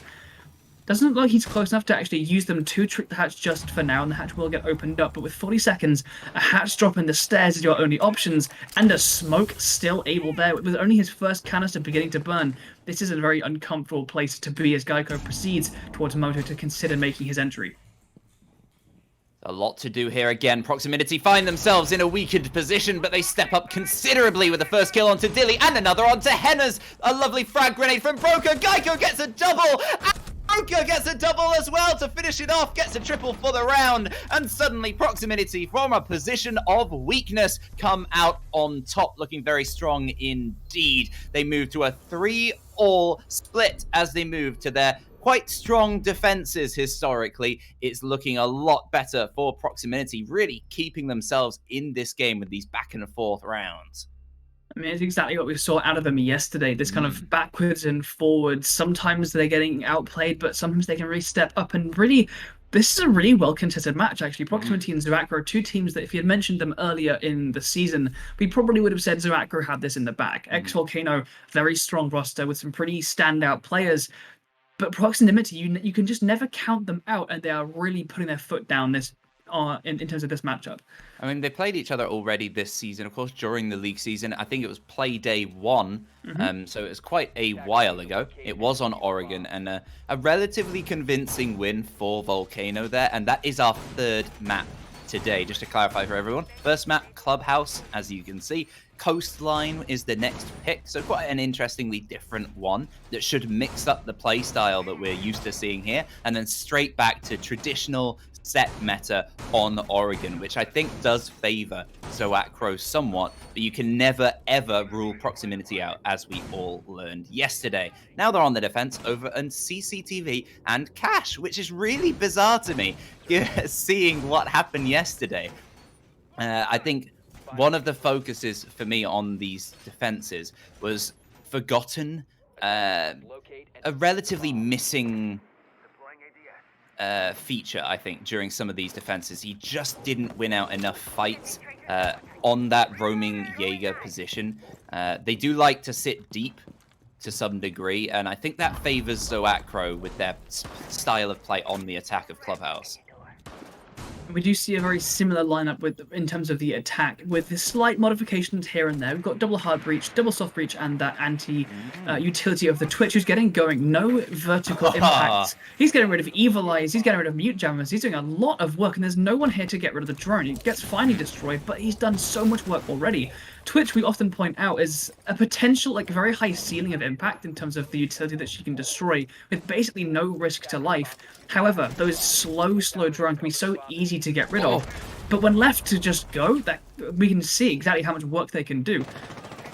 Ooh, Geico taking a lot of early damage from the sight window. Under pressure now, given those Selma breaches across into Garage as well. So many angles being held by the attackers. The defenders can be patient. They don't need to necessarily aggress. If they lose out any men, then the push can start to come in from the attackers. They need that one entry frag to just open the door somewhat, and then they can barge their way through it. Nice and aggressive. That's both Twitch drones shot out now. So the utility gone for Robit. Oh, very close to... I am gonna call him Robbie for the rest of this game if I can remember.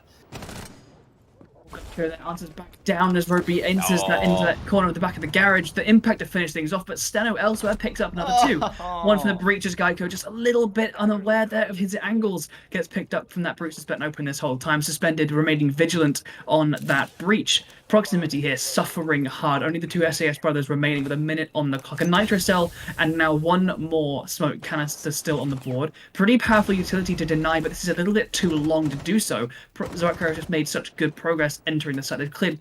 They begin the plant in default position behind that server, but there's the Nitro Cell. It delays, but only 10 seconds has elapsed. And now with 50 seconds, only one canister goes off. It chips the damage off of Dilly, downs and kills. Looking like he's going to try to stick the plant, but it's not going to be possible. And it's going to allow Samioto to get beneath to a vertical position on that diffuser. Wow, Proximinity doing exactly what we're used to, just pulling it out, the 2 versus 4, with a lot of time for the attackers, and suddenly it's a 2 versus 2. They've used all their utility, though, so it's going to be that much harder to deny. They should know that Samioto is underneath, and they surely know Broker's position now, having a fight with Seno across from Cash. He wins the fight, the Ash, and moves right on into the site. Samioto's position is known underneath as well. He has to come here and rescue the round, but he can't. Taken down by Suspended.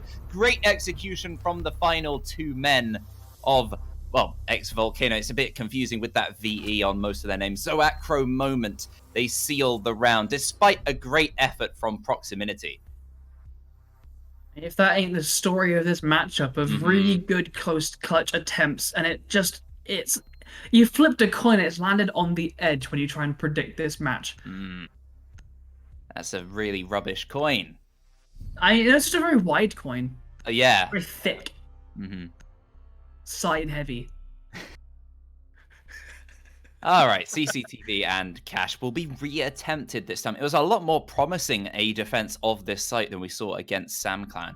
So Proximinity have those good signs. It's just that strange, I think from Geico it was a bit odd, him, despite the fact he was being shot from the site breach over and over again, you always see in Tier 4, in Reflex, especially players, teams, they always set one player outside the breach holding angles, waiting for the right time to make the push in, either to support players across in construction or players more over towards garage or the site window. So there's a good reason to not do that, and Geico maybe getting a bit too distracted by having to put pressure across garage, but there's too many angles open and got shot across in the back as well as in the front. Bit of a nightmare for him. Holding garage is going to be a really tough job for Proximinity, and they struggled with that against SamClan. They lost garage control very often, so they're going to have to focus maybe an extra man there, maybe have some extra utility. I'm not sure if I just saw Zixi maybe put a Banshee down in that position. In the last round, Zixi did place a Banshee on the wall just by the stairwell, so that while prone and defending behind rafters, you can hear if an attacker is making their way up. But this leaves them vulnerable. I mean, this is the trade-off, right? You put a bunch of utility and 2 players over in garage, but if the attackers go for a kind of main breach and construction push, a lot of that utility becomes redundant, and that is the danger that is ever present. Here, Mute Jammer is going to be slowing down the ingress to this Twitch as Ace gets ready to set up on the breach. I think. Did we just hear the Twitch drone going? I think it's been shot out. I think that was what we just heard there. It'd be a tough job, given the fact that Bandit is using that mute gemmer as a bit of security to then Bandit trick on top. Tough to deny with the Twitch, sorry. But Dilly has been shut down in the meantime. One of the hard breaches available for Zoaqro no longer. 4 versus 5 now for the attack. I'm not sure where that transpired. Oh, it's outside of garage. Was that through the drone hole downstairs from Forgotten? It might have been the drone hole. It might have been a long angle from the top of rafters down through the hole in bay doors. But talking of long angles, Forgotten's going to be contesting out far past the main entrance to a player playing by bikes. Steno's going to make the entry, though. I don't know if he's aware. He shuts down Forgotten swiftly. And here he's in place to get rid of these jammers. Oh, no! He's not aware of it, but he's quick on the shot. Samioto is put down nice and quick, but Bandit's there to try and trick. He defends one of the walls, but the other one will be opened up. Suspended there on the breach now with angles established. Robbie elsewhere takes a chunk of damage. He's trying to go for this garage pressure, but the sledge rocks in, and he's shut down from rafters again. Suspended. He uses that angle he's created across through the garage window and shuts down another of the defenders, however, and a 3 versus 2 finds us in the last minute of this round. A lot to do for Zoaqro moment here, and reasonable amount of time to do it in with the man advantage as well. Another kill from Steno, stepping right up this round. He's going 13-4, and we're only on round 8. This man is going absolutely insane, giving Zoaqro a strong advantage, only Broker remaining. Great weaponry and great utility still in that C4 to delay and deny remotely. You can see all the angles open as well for him to chuck that. Could get the better of at least one of these players, so it's not done by any means. Robbie's going to go close, and Steno confirms the win with a quad kill. Not sure where he got that. Was it a wall bang? Oh, he was just waiting with that little hole through the wall, stepping in front and takes the man out. Incredible play from Steno. His fragging ability and his awareness as the Ashe player, absolutely fantastic that round. I don't often wish to credit a single player for winning a round themselves. It was a great team effort from Zoaqro moment, but Steno, a huge part of that goes down to him. It does come down to him, but also a couple lapses in attention when it comes to proximity. There was the player, I think, Forgotten Down over in Lounge, when Steno made that entry. Forgotten just wasn't ready for that kind of aggression, and you kind of need to be against players like Steno, against players like Zoaqro, to be honest. You need to be ready for that kind of motion and always have your gun up and ready to take that kind of fight. And then Samioto comes down for the refrag, wasn't quite aware of the exact positioning of the Ashe, and didn't manage to get that first shot off from the shotgun, which would have dealt with Steno nice and quickly, but just wasn't quite quick enough on the trigger. And Steno's like, oh, you've given me half a second? Fine. Dead. And he moves on, and you need to shut him down that quickly, or he will run away with it, as he is doing in this match. A nice good spread lineup from both teams here. Nothing too out of the ordinary, but a big focus on intel and delay from Proximinity here on their basement defense. They did a very good job here last time out, winning every single basement defense against SamClan, and across the season, mixed results. But here, I still feel very confident for Proximinity. It's a strong site to hold, and they are good at doing it. They often sit so deep that they allow a lot of ground to the opposition. They give them all the space and time that they need to do whatever they want. And if Zoaqro moment are on their game, which they have been so far, they will take advantage of that, get open the angles they want, and start burning utility. That was the one thing SamClan didn't do against Proximinity, because then they came in, 30 seconds left, Yokai's still in position, smoke canisters, C4s, so much to do. Speaking of C4s, Zeke with a pre-placed one, I believe. Looks like it. Yeah, it's being pinged just there for a position, what looks like one of the corners of kitchen. Samayoto being shut down, tunnel already being taken by the attackers, and they're moving nice and quick. The Valkyrie's going to back off. Not a terrible decision here, but this is a lot of ground taken very quickly. Suspended! Playing on the lackadaisical approach from the defenders, but is refragged eventually after getting one more. A huge blow dealt by the attackers. Henners, though, I mean, absolutely chaotic couple of seconds there, is down, and Steno taking a lot of damage. Still 4 men standing for the attackers, which is a huge advantage with this much time left. Look at all that utility they've gotten rid of. Not to mention the players that can use it. They've opened the hatch. No one is going to be playing by West Arsenal in order to destroy that. The Twitch, actually using the Twitch drone to disable that Banshee and disable the Jaeger. Lovely long shot there from Robbie. And Broker's left all by themselves. No Nitrocell in hand to use that on the wall, the roof up towards kitchen to no avail. And the attackers have complete control of the site, a man advantage in the plant going down.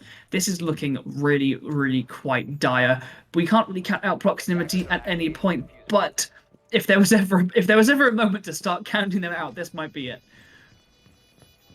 One player against, I was about to say 4, but it's now 3, but his position known. It's a tough act for Broker.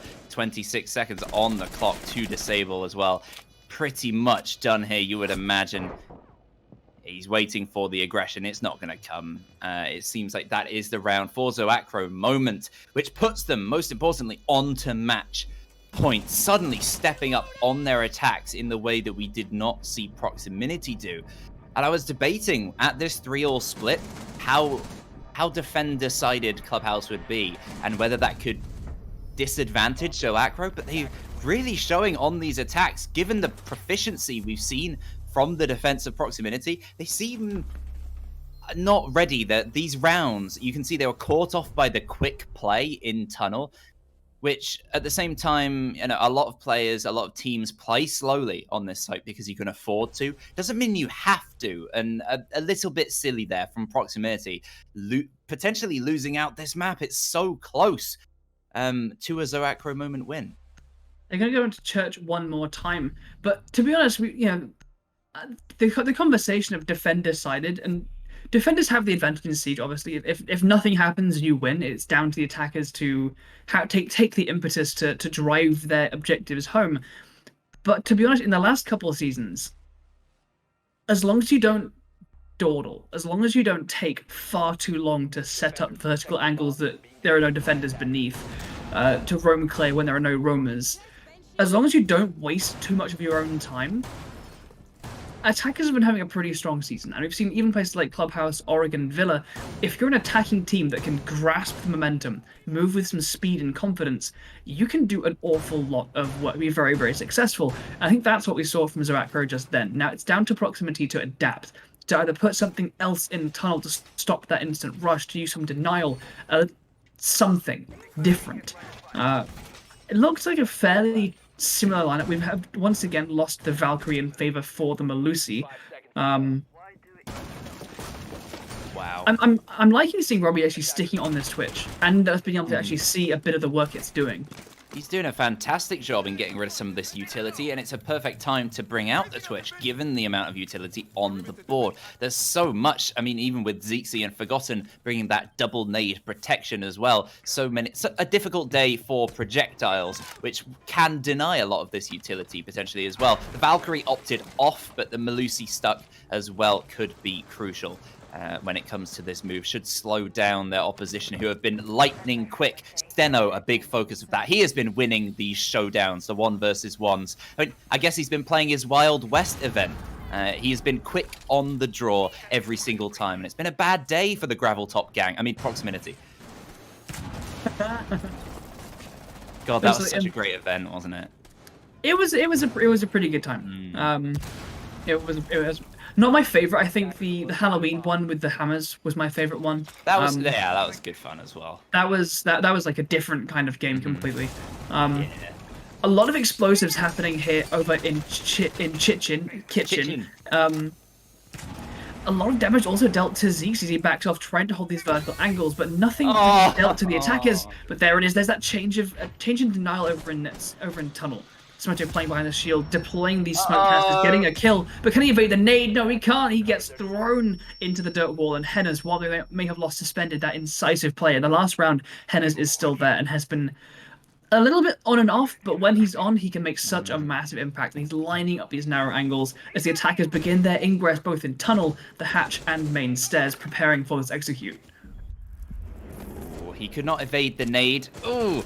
Oh, and Forgotten getting a kill onto Hennes in the tunnel. A huge advantage for those defenders. It means the attackers are not very spread out at all, and they are quite isolated.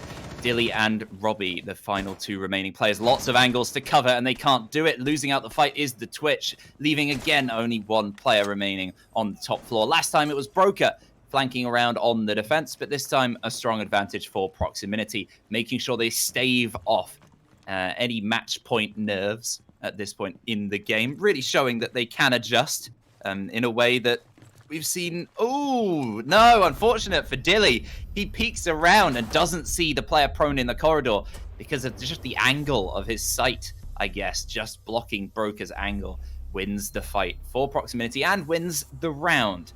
Not over yet. If Zoaqro moment were watching their last game, Proximinity, they will know that there is no such thing as an easy win against this opposition.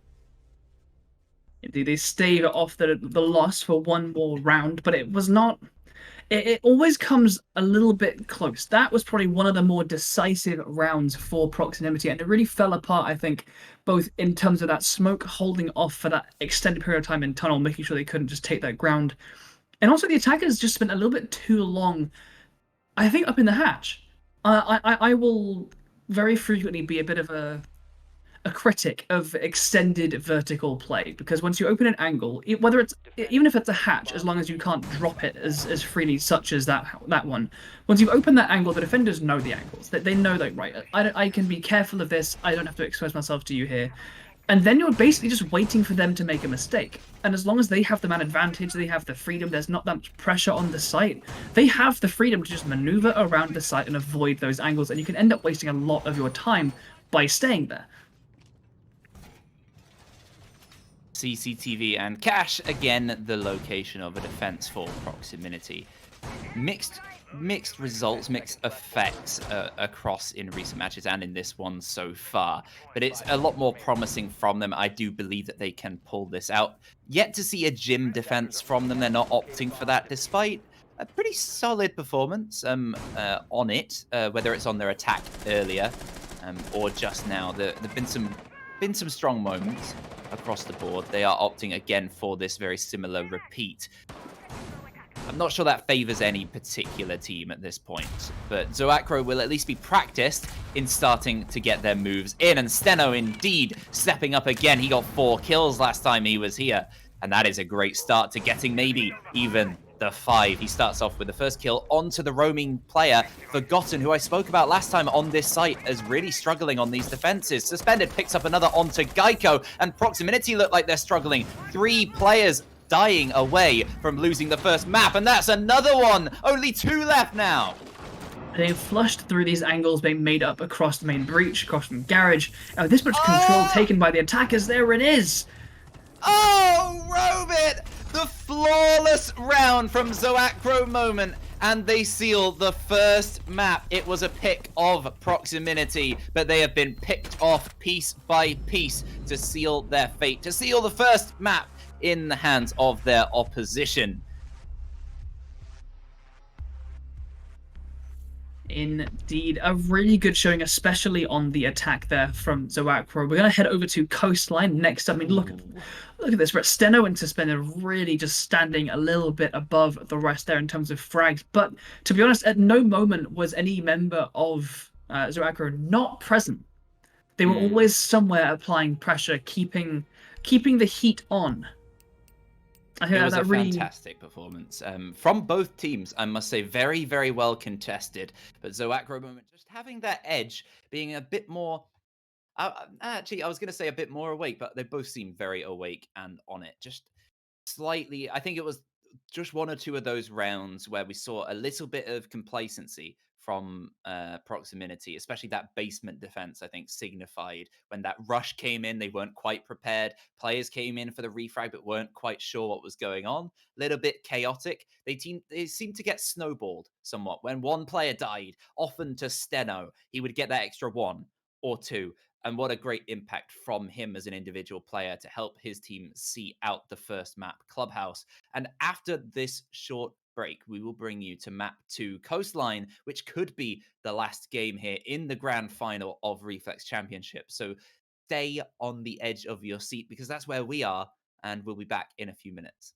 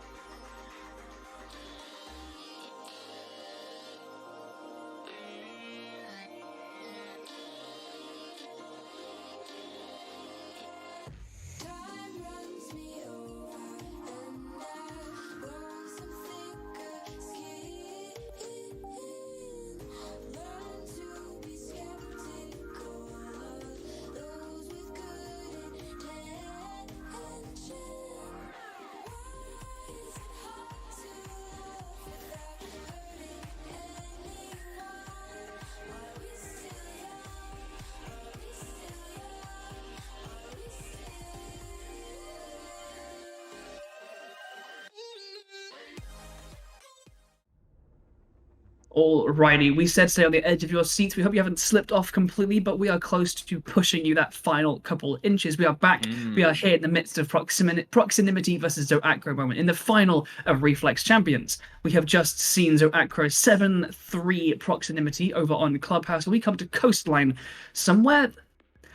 This could be the final map of this season. Now, coming into this, we saw a very well contested game across most of Clubhouse until Zoaqro hit the attack. They are a team that thrives on momentum and aggression, especially led by that spearhead that is Steno. And this is a place we have seen this team and this player pop off on. They start on defense, but I'm worried here for Proximity. But they are a team that can always come back from things, as demonstrated yesterday. Now, as we carve through the ban phase, Nomad and Thatcher have been the first ones knocked off the board. Aha. They're going to get followed up by... I didn't realize we were back in again. My mistake. Right. Yes, Nomad and Thatcher. Valkyrie being the third band to come along. Sorry, Ron. Now give me a moment. You talk about these bands. Well, so far they just make plenty of sense. Nomad is one of those versatile ops, useful just about everywhere because of the nature of that hide a jab somewhere, lock down a rotation, or at least make them use an impact or some utility. Soon, Mute will be among those counters, but for now, nothing much to do if it's well hidden enough. Valkyrie and Mirror are going to be the next ones off. Shut down that intel, which we saw very, very prevalent back on Clubhouse.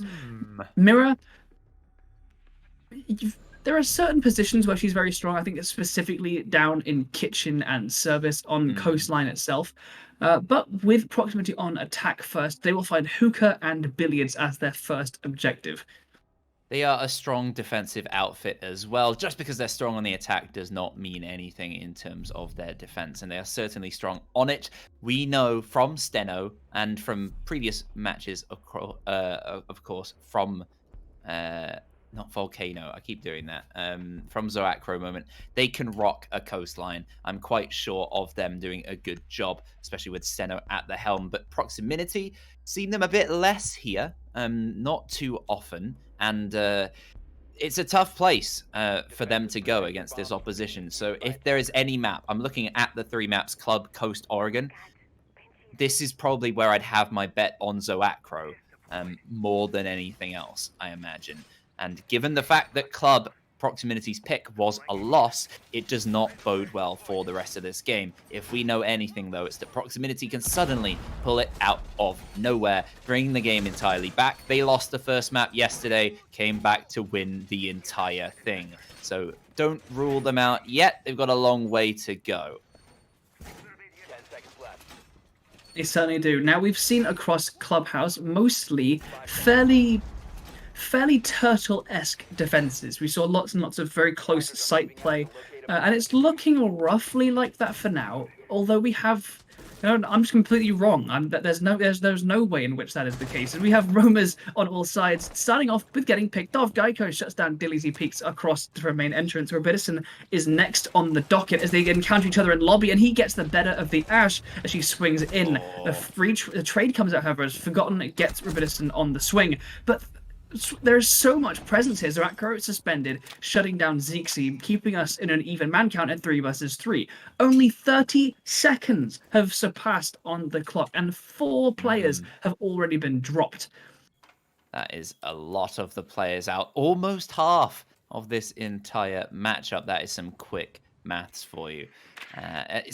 I'm not sure who that necessarily favors. I don't think it favors anyone. Losing a bit of utility, potentially, but I imagine most of those pests and ADS is already placed. The difference is going to be that lack of remote soft destruction for Proximity and any projectiles that also might be in hand. Maybe the Claymore from Geico as well.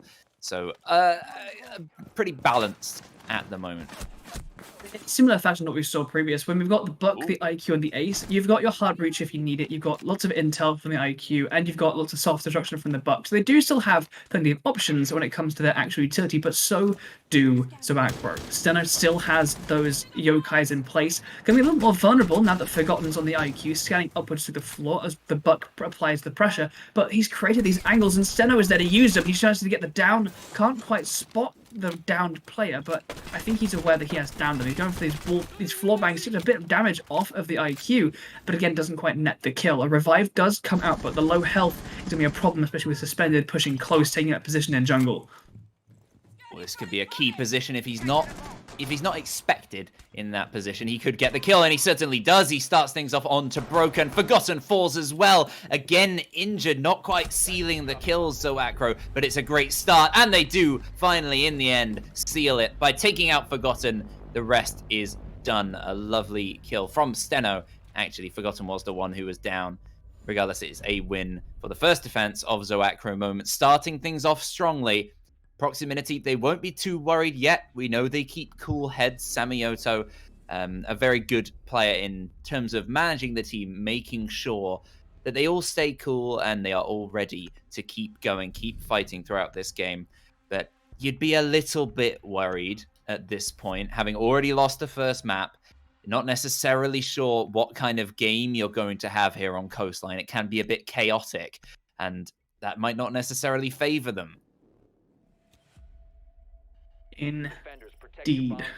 Now, when it comes to kitchen and service, Vertical has a lot of potential. There are several positions, especially throughout the site, which often uses anchor points, which do have pretty important vertical implications that you can use to flush them out, which is why we often see defenders kind of move around and outside the site, avoiding such pressure, and roam above to deny that kind of entry area to the attackers. And the roam is what we saw massively in that last round. Now, I think we're probably going to see quite a similar kind of vibe come out from Zoaqro, and we've already got defenders over by Sunrise, over by main entrance, and some going to the top floor, so it looks like we're going to see a pretty substantial roam.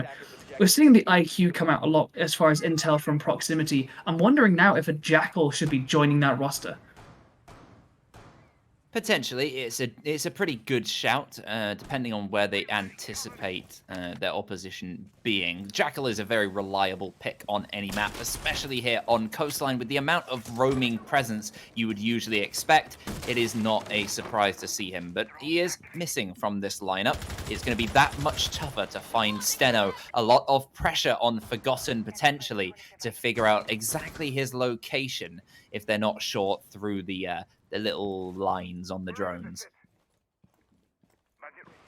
There is a player over at VIP holding the angle, and Dilly rotates into it. The Jaeger is shut down. Zixi has made this bastion and is going to begin this work on the verticals, but Steno hunting close. He's going to move up towards that VIP door. Doesn't quite... I think he spotted the movement there. Zixi also, but he doesn't go to pressure it. Yeah, so... Geico gets a kill onto Hennes, a missed C4 earlier from Suspended towards the IQ, and the IQ hangs on, actually doesn't really have the fight with Steno as he backs off. He might run into him soon, though, as Steno's coming close to the courtyard, deals a lot of damage, but it's not enough to seal the kill. Zixi, on the other hand, has been down from underneath, I believe. Suspended, he didn't work with the C4, but he used the angle open to shoot up at Zixi. Continuing this upstairs pressure, we've got the Mozzie moving himself up cool upstairs. He encounters two. He actually shuts down one, but it's refragged from Geico. Oh, it's a bit too slow. Ever so slightly. The Vigil's going to get picked off downstairs in lobby, but the position is now known of one of these last attackers. Suspended by themselves here in bathroom. Pre-fire's coming out, but he gets a beautiful headshot to Samioto. Only 1 versus 1. Geico gets a lot of damage down to the last minute of this round. Geico, plenty of work to do, but the diffuser is in the hands of Suspended. He does have the time now, a little bit of freedom to get rid of some of these drones, get rid of the intel of the attackers, and establish how he wants to defend this last minute of the round. Such low health. A single bullet from the MP5 will kill the Ash.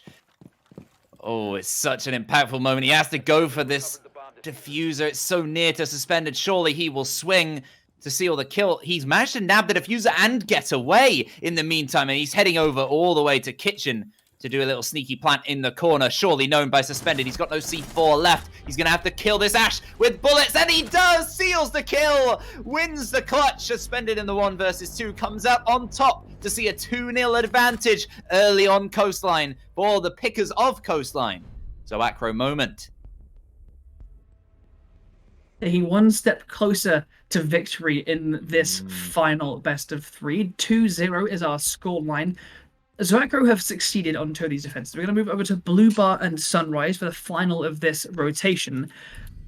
Proximity not quite figuring out how they want to be playing Coastline yet. They're going for these vertical pressure, they're going for these pretty standard attacks, but Zoaqro are just so present across the entire map. It doesn't matter where you are, there is probably a player of Zoaqro somewhere nearby ready to apply some pressure. Blue Bar and Sunrise. Interested to see what kind of strategy we see come out of Zoaqro moment on their defense, and counter to that, Proximinity and how they deal with it. They're bringing this same lineup yet again. With it is very nice and spread. It's good to see this much IQ. I really do like seeing that. It seems like they're getting quite a lot of structure and plan out of exactly seeing what utility they have to deal with and how they're going to deal with it. Proximinity are looking very effective in terms of clearing things that they need cleared. They're just lacking in terms of man count. I think those early entry frags, those flurries, those 30-second bits of madness across Clubhouse and Coastline so far have seen them with a slight disadvantage, just losing one too many fights. If they can stay alive a bit longer and do those lots of men against lots of men pushes that we saw on Clubhouse, I think they could win it out slightly more. They seem to do better in those moments. Yeah, scrappy fighting has been their forte thus far. If they leave themselves too long, there is Geico falling already. That aggression is just instantaneously present from Zoaqro. Not forte at all. That's more like Subito Piano from Geico, as he will be rather soft from now on. Rabitison taking a lot of damage from the service entrance doorway. He does have support over by Henners on that long angle with the dock. A bit of a surprising pick, but, you know, he's got a strong weapon. He can heal you. Oh no, unfortunate for the sledge on Repel, but the refrag comes out very quickly from Guitar. Great teamwork from Zoaqro to keep that man advantage. Another kill for the attackers here sees them not too far behind in terms of man count. They're still in this game. Another minute in the round. Just flurries of kills. Half the players dead and forgotten. Another man down. It's only Zixi standing for Proximinity. They just cannot get a single foothold on this round. They can barely get into the map. Zoaqro are just they're everywhere, and they're getting these kills when it comes to just... They're not even like spawn peaks, it's just complete entry denial. They're just everywhere. Exactly, yeah. You need to have this... I feel like Proximity needs to be entering as a team at this point. Like, when you're being picked off by this by every different entry because they're so present everywhere else, you need to gang up, get in as a group, blast your way into a certain area, make sure you're there for a refrag on that entry, and then consider once you're in the map. But for now, Zixi's going to be stepping back outside to reconsider his own entry, kind of reconfigure to the top floor. As we've got a whole minute left, Doc still has a stim left. He's healed himself and Dilly up to near full. And Dilly still has a nitro cell. This is so much in the hands of Zoaqro and on top of the man advantage. Why has he not put his barbed wire down? That is one thing for Henners. Yeah, I guess he doesn't. We'll see how impactful that is as the move comes in. Zixi throwing a drone and immediately stunned out. He still has one remaining. It is currently placed somewhere, potentially giving him some intel for this move. His position known around that area, thanks to the mute jamming the drone as well as opening that big wall. Henners could potentially come across and see this angle. So many angles open, it's very difficult for Zixi. If anyone could pull it off on the Proximinity lineup, you'd probably imagine it's him. He still has the concussions in the hands of that lifeline, and they also operate as Never mind. They do detonate on Proximity, so they can be used as an intel tool to identify where defenders are holding angles, but he's not going to bring it out. He's going to crouch walk his way in, doesn't quite spot the dock in time, and gets slapped on by Henners. The Proximity used to minimal effect by Proximinity at the end of the round, and they see themselves at a 3-round deficit. 4 rounds away. Only 4 rounds away from a victory here in the final. It has been rather dominant so far on this start of Coastline. It's those flurries at the start of the rounds. That is the difference right now. We're yet to see Proximinity properly get into this game and play their game on the attack, and that is a great adjustment. They've been listening to you, Barnow, not just because you're smart and you've got the right idea, because no, actually that is it. Hopefully the Jackals can be put to some use, but in order to do so, they're going to get inside the damn map first. I really hope we see them move together at the moment, because we're seeing them kind of enter very disparate parts of the map, very separated. And to be honest, even when they go for refrags, Zoaqro are playing tied together. They move kind of in close areas. We see one person aggressive in service. Hennes is over by jungle with a long angle to support. There's lots of that kind of interconnectedness in their roam. It's a really strong thing to be able to nail, and they're looking really, really proficient at it. And so I hope Proximinity can bring something out to counter it, to level themselves up, to be able to compete. Because so far, I'm not. It's seen a little bit. There's a divide here in just the standard of play, and Like a Proximinity wonky brass band, Proximinity staggered entries so far, and they've really struggled to get a foothold at the beginning of these rounds. Zoaqro moment, they've got this lineup that I'm looking across all these players, and I can see all of them roaming potentially on this, as any of these operators can fulfill that role, and they are quite spread, able to have a lot of impact. Speaking of, an impact goes off.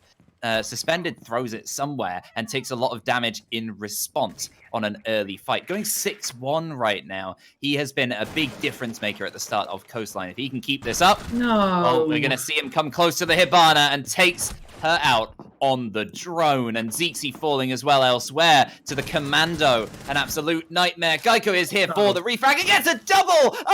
Shot not just onto Suspended, but onto Steno, keeping his team in the game. He picks up a triple, another onto Hennes.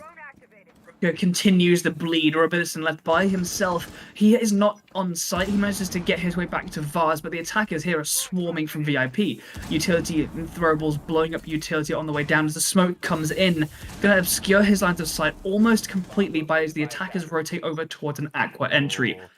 Clever move from the attack to just confuse their opposition. Robert is close to Drinks, though, with a C4, which is a rather favorable position, but not when there's two players in front. He gets one, that just misses the Jackal, unfortunately, and the Sledge finishes the job. Broker, making Mozzie look a bit of a joker at the end of the round, and Proximinity get their first round on the board, and it's perfect timing. Really, really close. They're almost lined up for a miracle clutch, but not quite. Just too many members of Proximity alive, and that's what we needed to see. Moving in together, sweeping there for coverage, and as the suspended player backed off, there was the sweep and the refrag. Sticking together close enough to keep those refrags and to move in as one. And this time, that's exactly what we saw, and it worked wonders for them as we bring a scoreline to 1-3, Proximity getting their first on the board. Somewhat missing, I think, from Clubhouse was Geico's moments of magic that we saw often from SamClan and throughout the season for Proximinity when they need him most. And this was the time when they needed him the most. To go 4 rounds down would have been an absolute disaster at the start of this map. It would have been a long, long way back from their attack and the defense to follow. But getting that one on the board, fantastic. And Geico with a triple mid-round when disadvantaged, all alone in the middle of the corridor, spinning like mad. That double spray, that extra single, Broker capitalizing upon it. That is the sort of active play from Proximinity that makes sure that, you know, they're good. They're good. Good stuff. A pat on the back, and they battle up next time for Zoaqro. But we go back to Hookah, and we've seen Hookah go in the favor of. Now we've seen both. We've seen a win and a loss in terms of the attacks and defenses here. Steno is switched over to the Oryx, which on Coastline, that's a powerful pick. There are a lot of hatches in in almost all the corners of the map. There are access points for that Oryx to be hopping up and down those hatches. And if there's one thing that Zoaqro really didn't need even more of, it's fluidity of rotation. And with that now added to the roster, Robertson gets down. He shuts down Geico. No miracle moments for him in this round, but I think a trade almost secured. Suspended, however, is here to cover as the attacker comes down on Repel to try and finish things off. He's not going to find just a prone Robertson. It's two of the impact-heavy players in this match so far on Clubhouse, especially Suspended stepping up on Coastline in particular, who could come across each other. That angle from the hatch as well upstairs, the sledge of Broker, who had a great Clubhouse as well, could be useful here, but he doesn't manage to seal the kill, and the revive does take place. Geico off the board, bit of a nightmare. He has really struggled with entries so far today. When he stayed alive, Proximinity have looked a different team, and it should certainly help if Suspended can use this sneaky angle if Zeeksy is not aware to pick up a kill. But Steno, I was going to say, not really showing up so far in the same vein he showed up on Clubhouse as well. Dies again, this time on the Oryx, so no passive utility useful for his team when it comes to this execute. And Proximinity looking a bit better. They're in better stead this round. That's going to get nice and rectified as a Nitro Cell goes off and shuts down, I believe it was Sledge. Forgotten also drops as this VIP take is being absolutely cut off at the neck. All left down to Samioto and Zeeksy, two very capable players. And Samioto, he's going to be trying to wrangle his team and keep that morale up. We saw him in the interview after the SamClan game yesterday talk about how he, in general, keeps pretty high morale. His team can sometimes get tilted, but he tries to mostly manage that kind of the morale and attitude of the team. Now it's going to be an important moment to be doing that. Can rotate over to the hookah window to try and make an entry, consider getting a plant down, but with this amount of time left, yes, Suspended and Henna's both present in hookah to make sure this is not an easy swing. A very difficult swing indeed. 40 seconds left. Any entry is difficult from this position. So much for these attackers to do. They do have secondary utility. They do have the drones available. Zeeksy has them in position, but he is the last man, and he's going to have to rely on intel and gun skill. He has no chance to use his gun. He's taken out by Dilly. A lovely double headshot at the end of the round to seal another victory. 4-1 for Zoaqro Moment so far on their defense. If we see anything other than a 4-2, it will be a nightmare for Proximinity on their defenses, given the attacking strength we know is lying in wait from Zoaqro. Yeah, we spoke about how Zoaqro on attack can be a menace on Clubhouse, but their defense has really been no different. We're going to switch over one more operator. We've got the Jackal once more, but Carly coming out from Broker, and it's a 6th pick, denies us this interest. It does come out, but it switches the Soft Breach to Soft Breach. We've got the Buck traded out for the Sledge, nades in pocket, and plenty of hammer available. And with kitchen service as your objective, that vertical presence is going to be very desirable. But again, only if they can get into the site, get into the map itself and get that a bit of security of presence there without being verticaled by one of the 3 C4s on the board. I'm unsure as to the effectiveness of the Jackal pick and how that has helped so far. Proximinity look like they've done a better job. They've managed to get that foothold within these rounds, and they look a lot more effective since the switch. I'm not sure how much that impact has specifically had, but at least they are looking more promising. Promise is enough, but at some point, you got to make use of that promise. You're in the final right now. It's not the time for promising. It's the time for action, getting rounds on the board. You cannot afford to lose 2 maps in a row. You are done for. This is a best of 3. You will lose. Proximinity, now is the time to step up. 4-2 at the switch, recoverable. 5-1. Not looking good. 3 C4s in the hand of Zoaqro Moment, ready to counter that vertical play you spoke of, Barnell. There's a lot to do here for Proximinity, especially as they lose the first man. It's the hard support. It's Samioto opting for the Hibana, and he is finished off. Geico as well! He often dies on those entry frags so far this game. He's had a real rough time, and again, he falls within the first 30 seconds. An absolute nightmare for Proximinity at the beginning of this kitchen attack. And it shut down, and Nade kind of bonks off his head, but Zeeksy picks up the kill, making sure it's not a complete wipe. Broke is outside, holding this aggression from the main entrance, but he's not going to be given anything for free just yet. He's going to be maneuvering around, trying to change the angle, but Suspended! A triple kill as he's made his way back to the site and looks up through the penthouse hatch, up towards the players on the roof. Now it's only a 2 versus 4. Now we've seen 2v4s go in the hands of Proximinity. They can bring this back. The Jackal and the Carly, not a pair you often see. No. I mean, they're a very attractive couple. They are, I mean, oof. I mean, have you seen Jackal? I have seen Jackal. He's right there. I mean, he's the last defender. He's the last attacker. He's the only one I'm looking at right now with a lovely run out from Suspended. Aggressive on the Echo. A very strange decision. And 2 C4s remain for the defense. That's one attempted. It doesn't work. And Steno finished off by Forgotten as the last man. He's got a lot of time. And he's tracking Suspended, certainly, who is going strangely aggressive, I think, to scare him with some pings. But what is Suspended doing? He's going absurdly aggressive to try and counter this vertical pressure, actually. The aggression here from Zoaqro is absurd.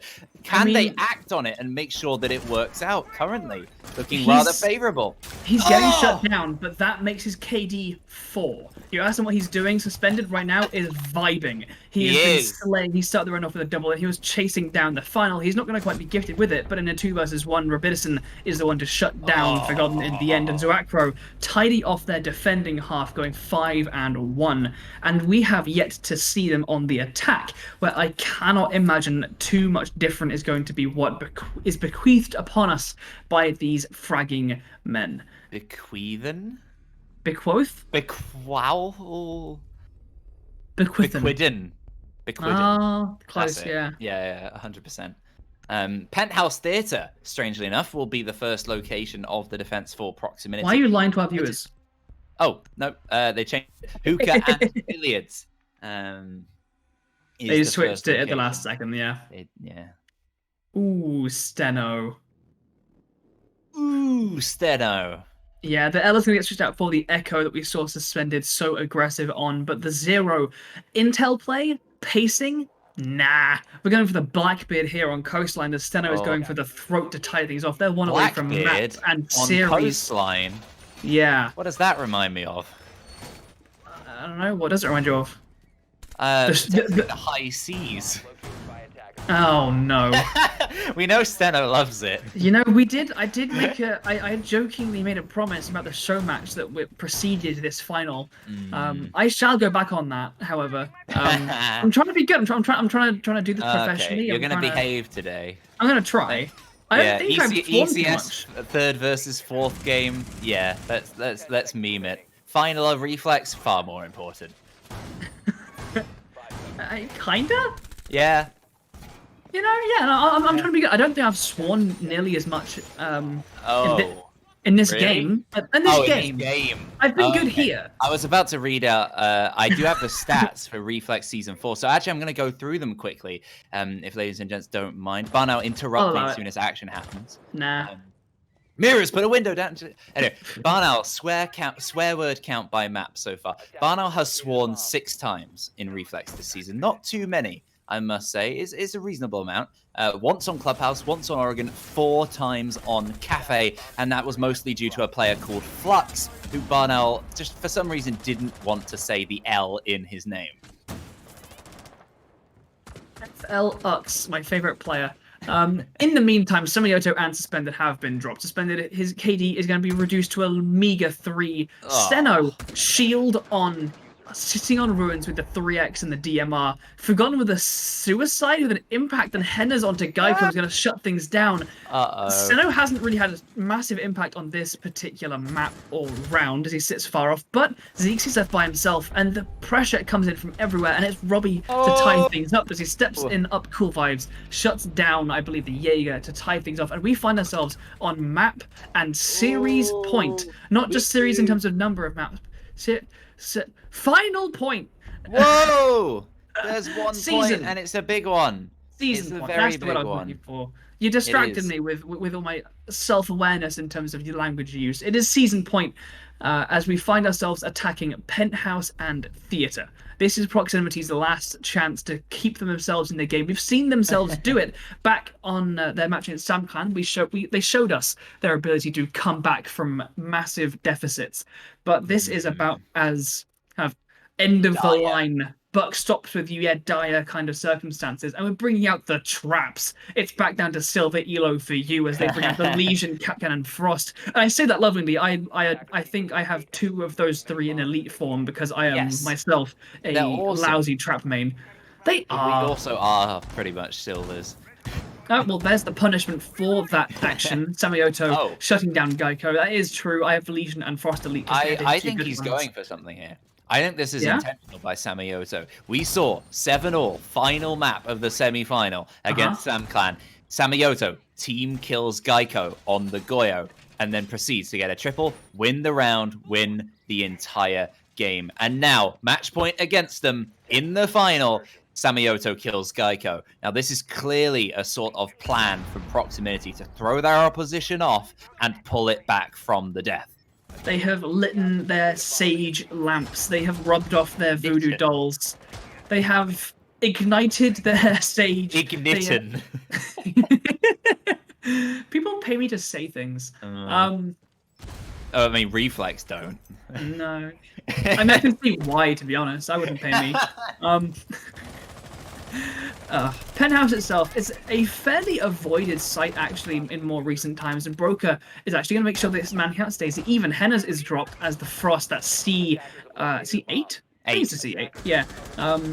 Comes to life. I love that gun so much. It chugs away like a little LMG. Wait, now I'm suddenly doubting myself. No, the now. C8 is blocked, the Vitison's C1 is falling outside. Suspended has to go for this refrag here, but he's taken out as well, despite the player, I think, potentially being blinded. Zixi wins the fight. Samayoto elsewhere wins another, but is refragged by Dilly, which leaves a 3 versus 2 in favor of the defenders. They have to revive Broker, though.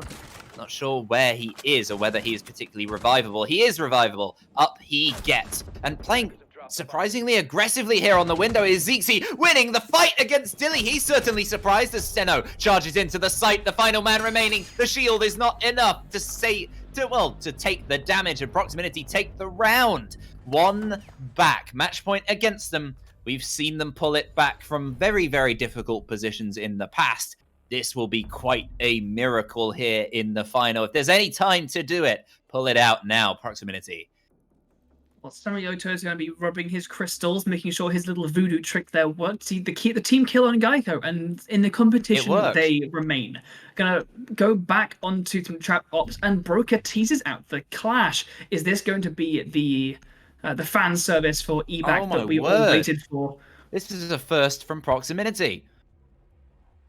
Funnhouse is going down to kitchen and service to try and continue things. Don't you try and move? No, there's a clash potentially. No, there isn't. No, there isn't. The 6th that comes out and Broker has. I don't want it to unfreeze. Okay, I'll just not mention it then. He's still playing Clash. Okay, good. Schrodinger's Clash is going to remain here on Coastline, but wherever they might be, they are on kitchen and service. Switch up from hell from Zoaqro, though. We've got the Yana and the Ash, Zero, Dockerby, and Blackbeard. This is a hell of a lineup, and I am worried for Proximity here, as they clearly have something in mind. Yes. Where's my stat? Deadpan, monotonic.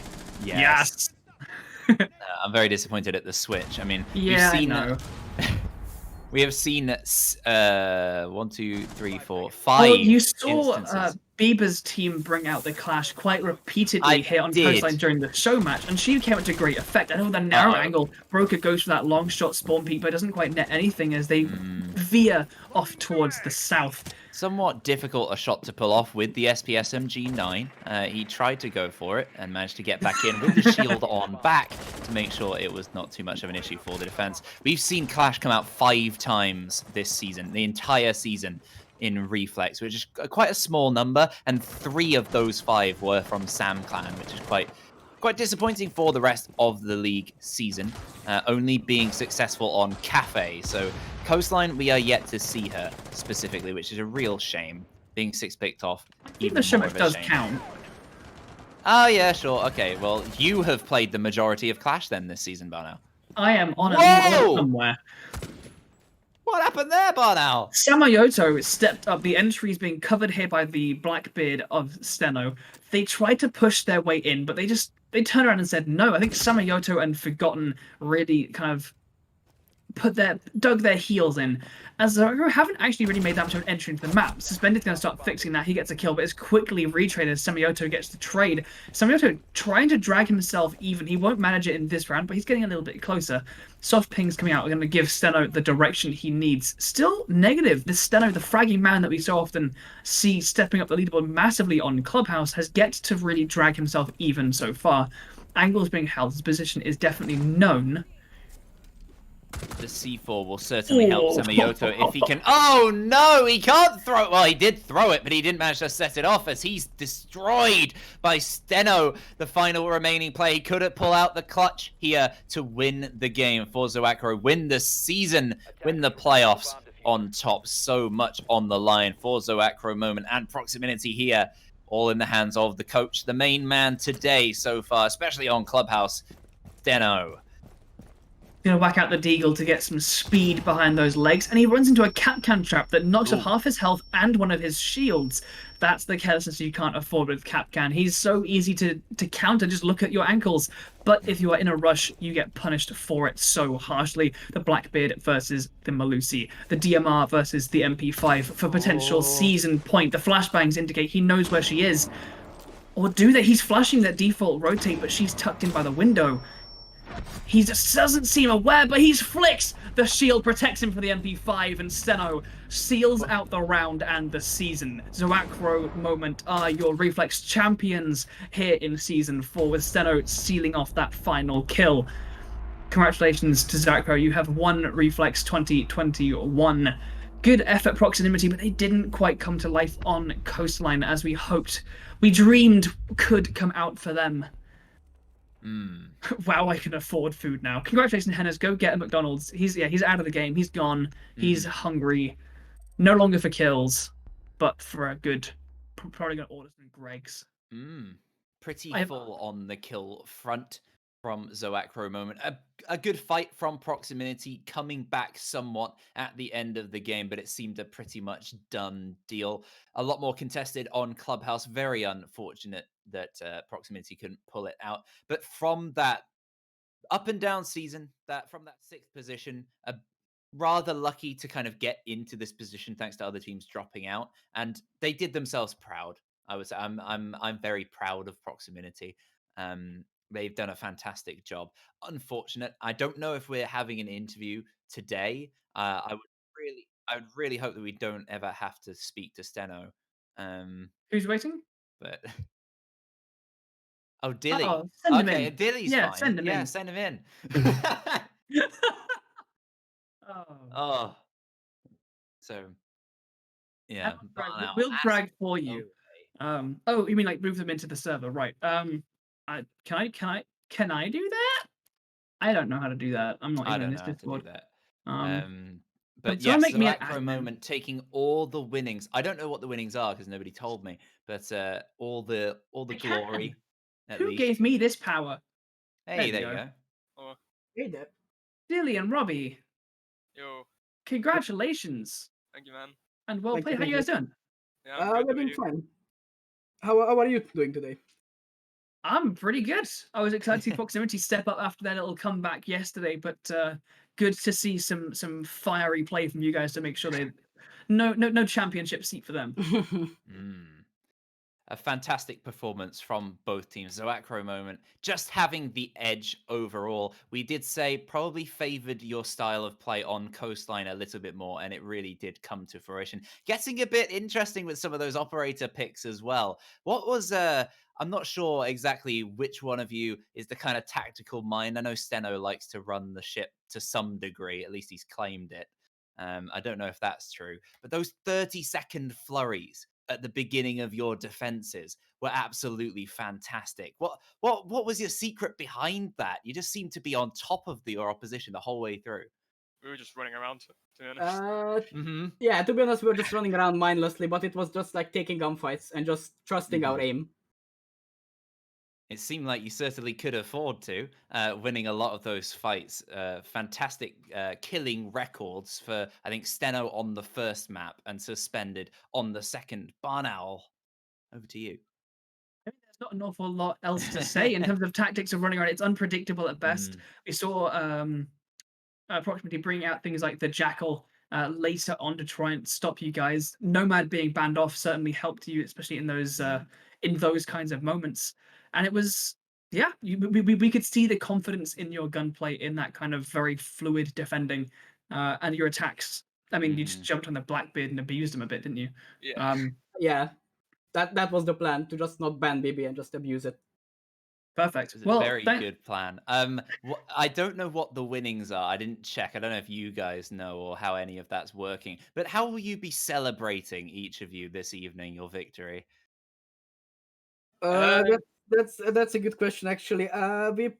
We are probably just gonna play ranked, most likely. Nice.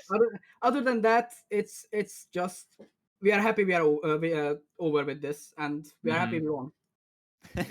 Business as usual. You keep working, keep that engine going. No time to slack off, even for one evening. Alrighty. Well, thank you so much, everyone, for watching here at Reflex Champion. It's been a pleasure to bring you the conclusion to this season. Congratulations again to you guys and to the rest of Zoaqro moment there for winning it out. Good effort, Proximity. Fantastic show yesterday, but hard luck not being able to pull it through today. We'll be back with you guys later on in the year with the next season of Reflex Champions, I think. For now, I have been Barnow. This has been Emac. Thank you so much for joining us on this season, this journey, this story, and we will see you guys again soon.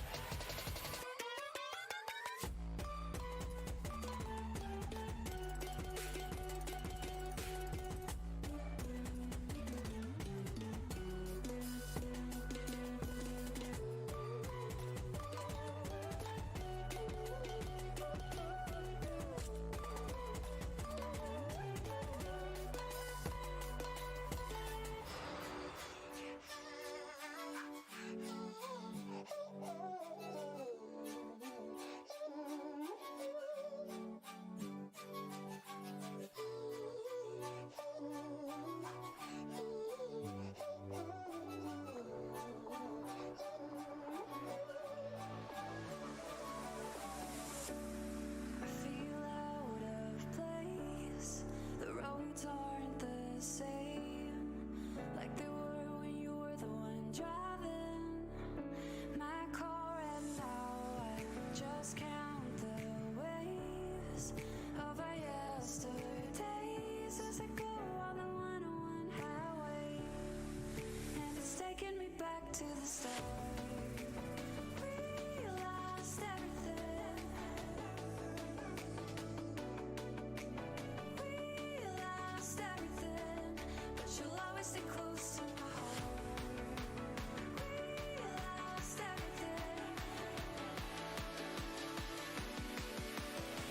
We lost everything, but you'll always stay close to my heart.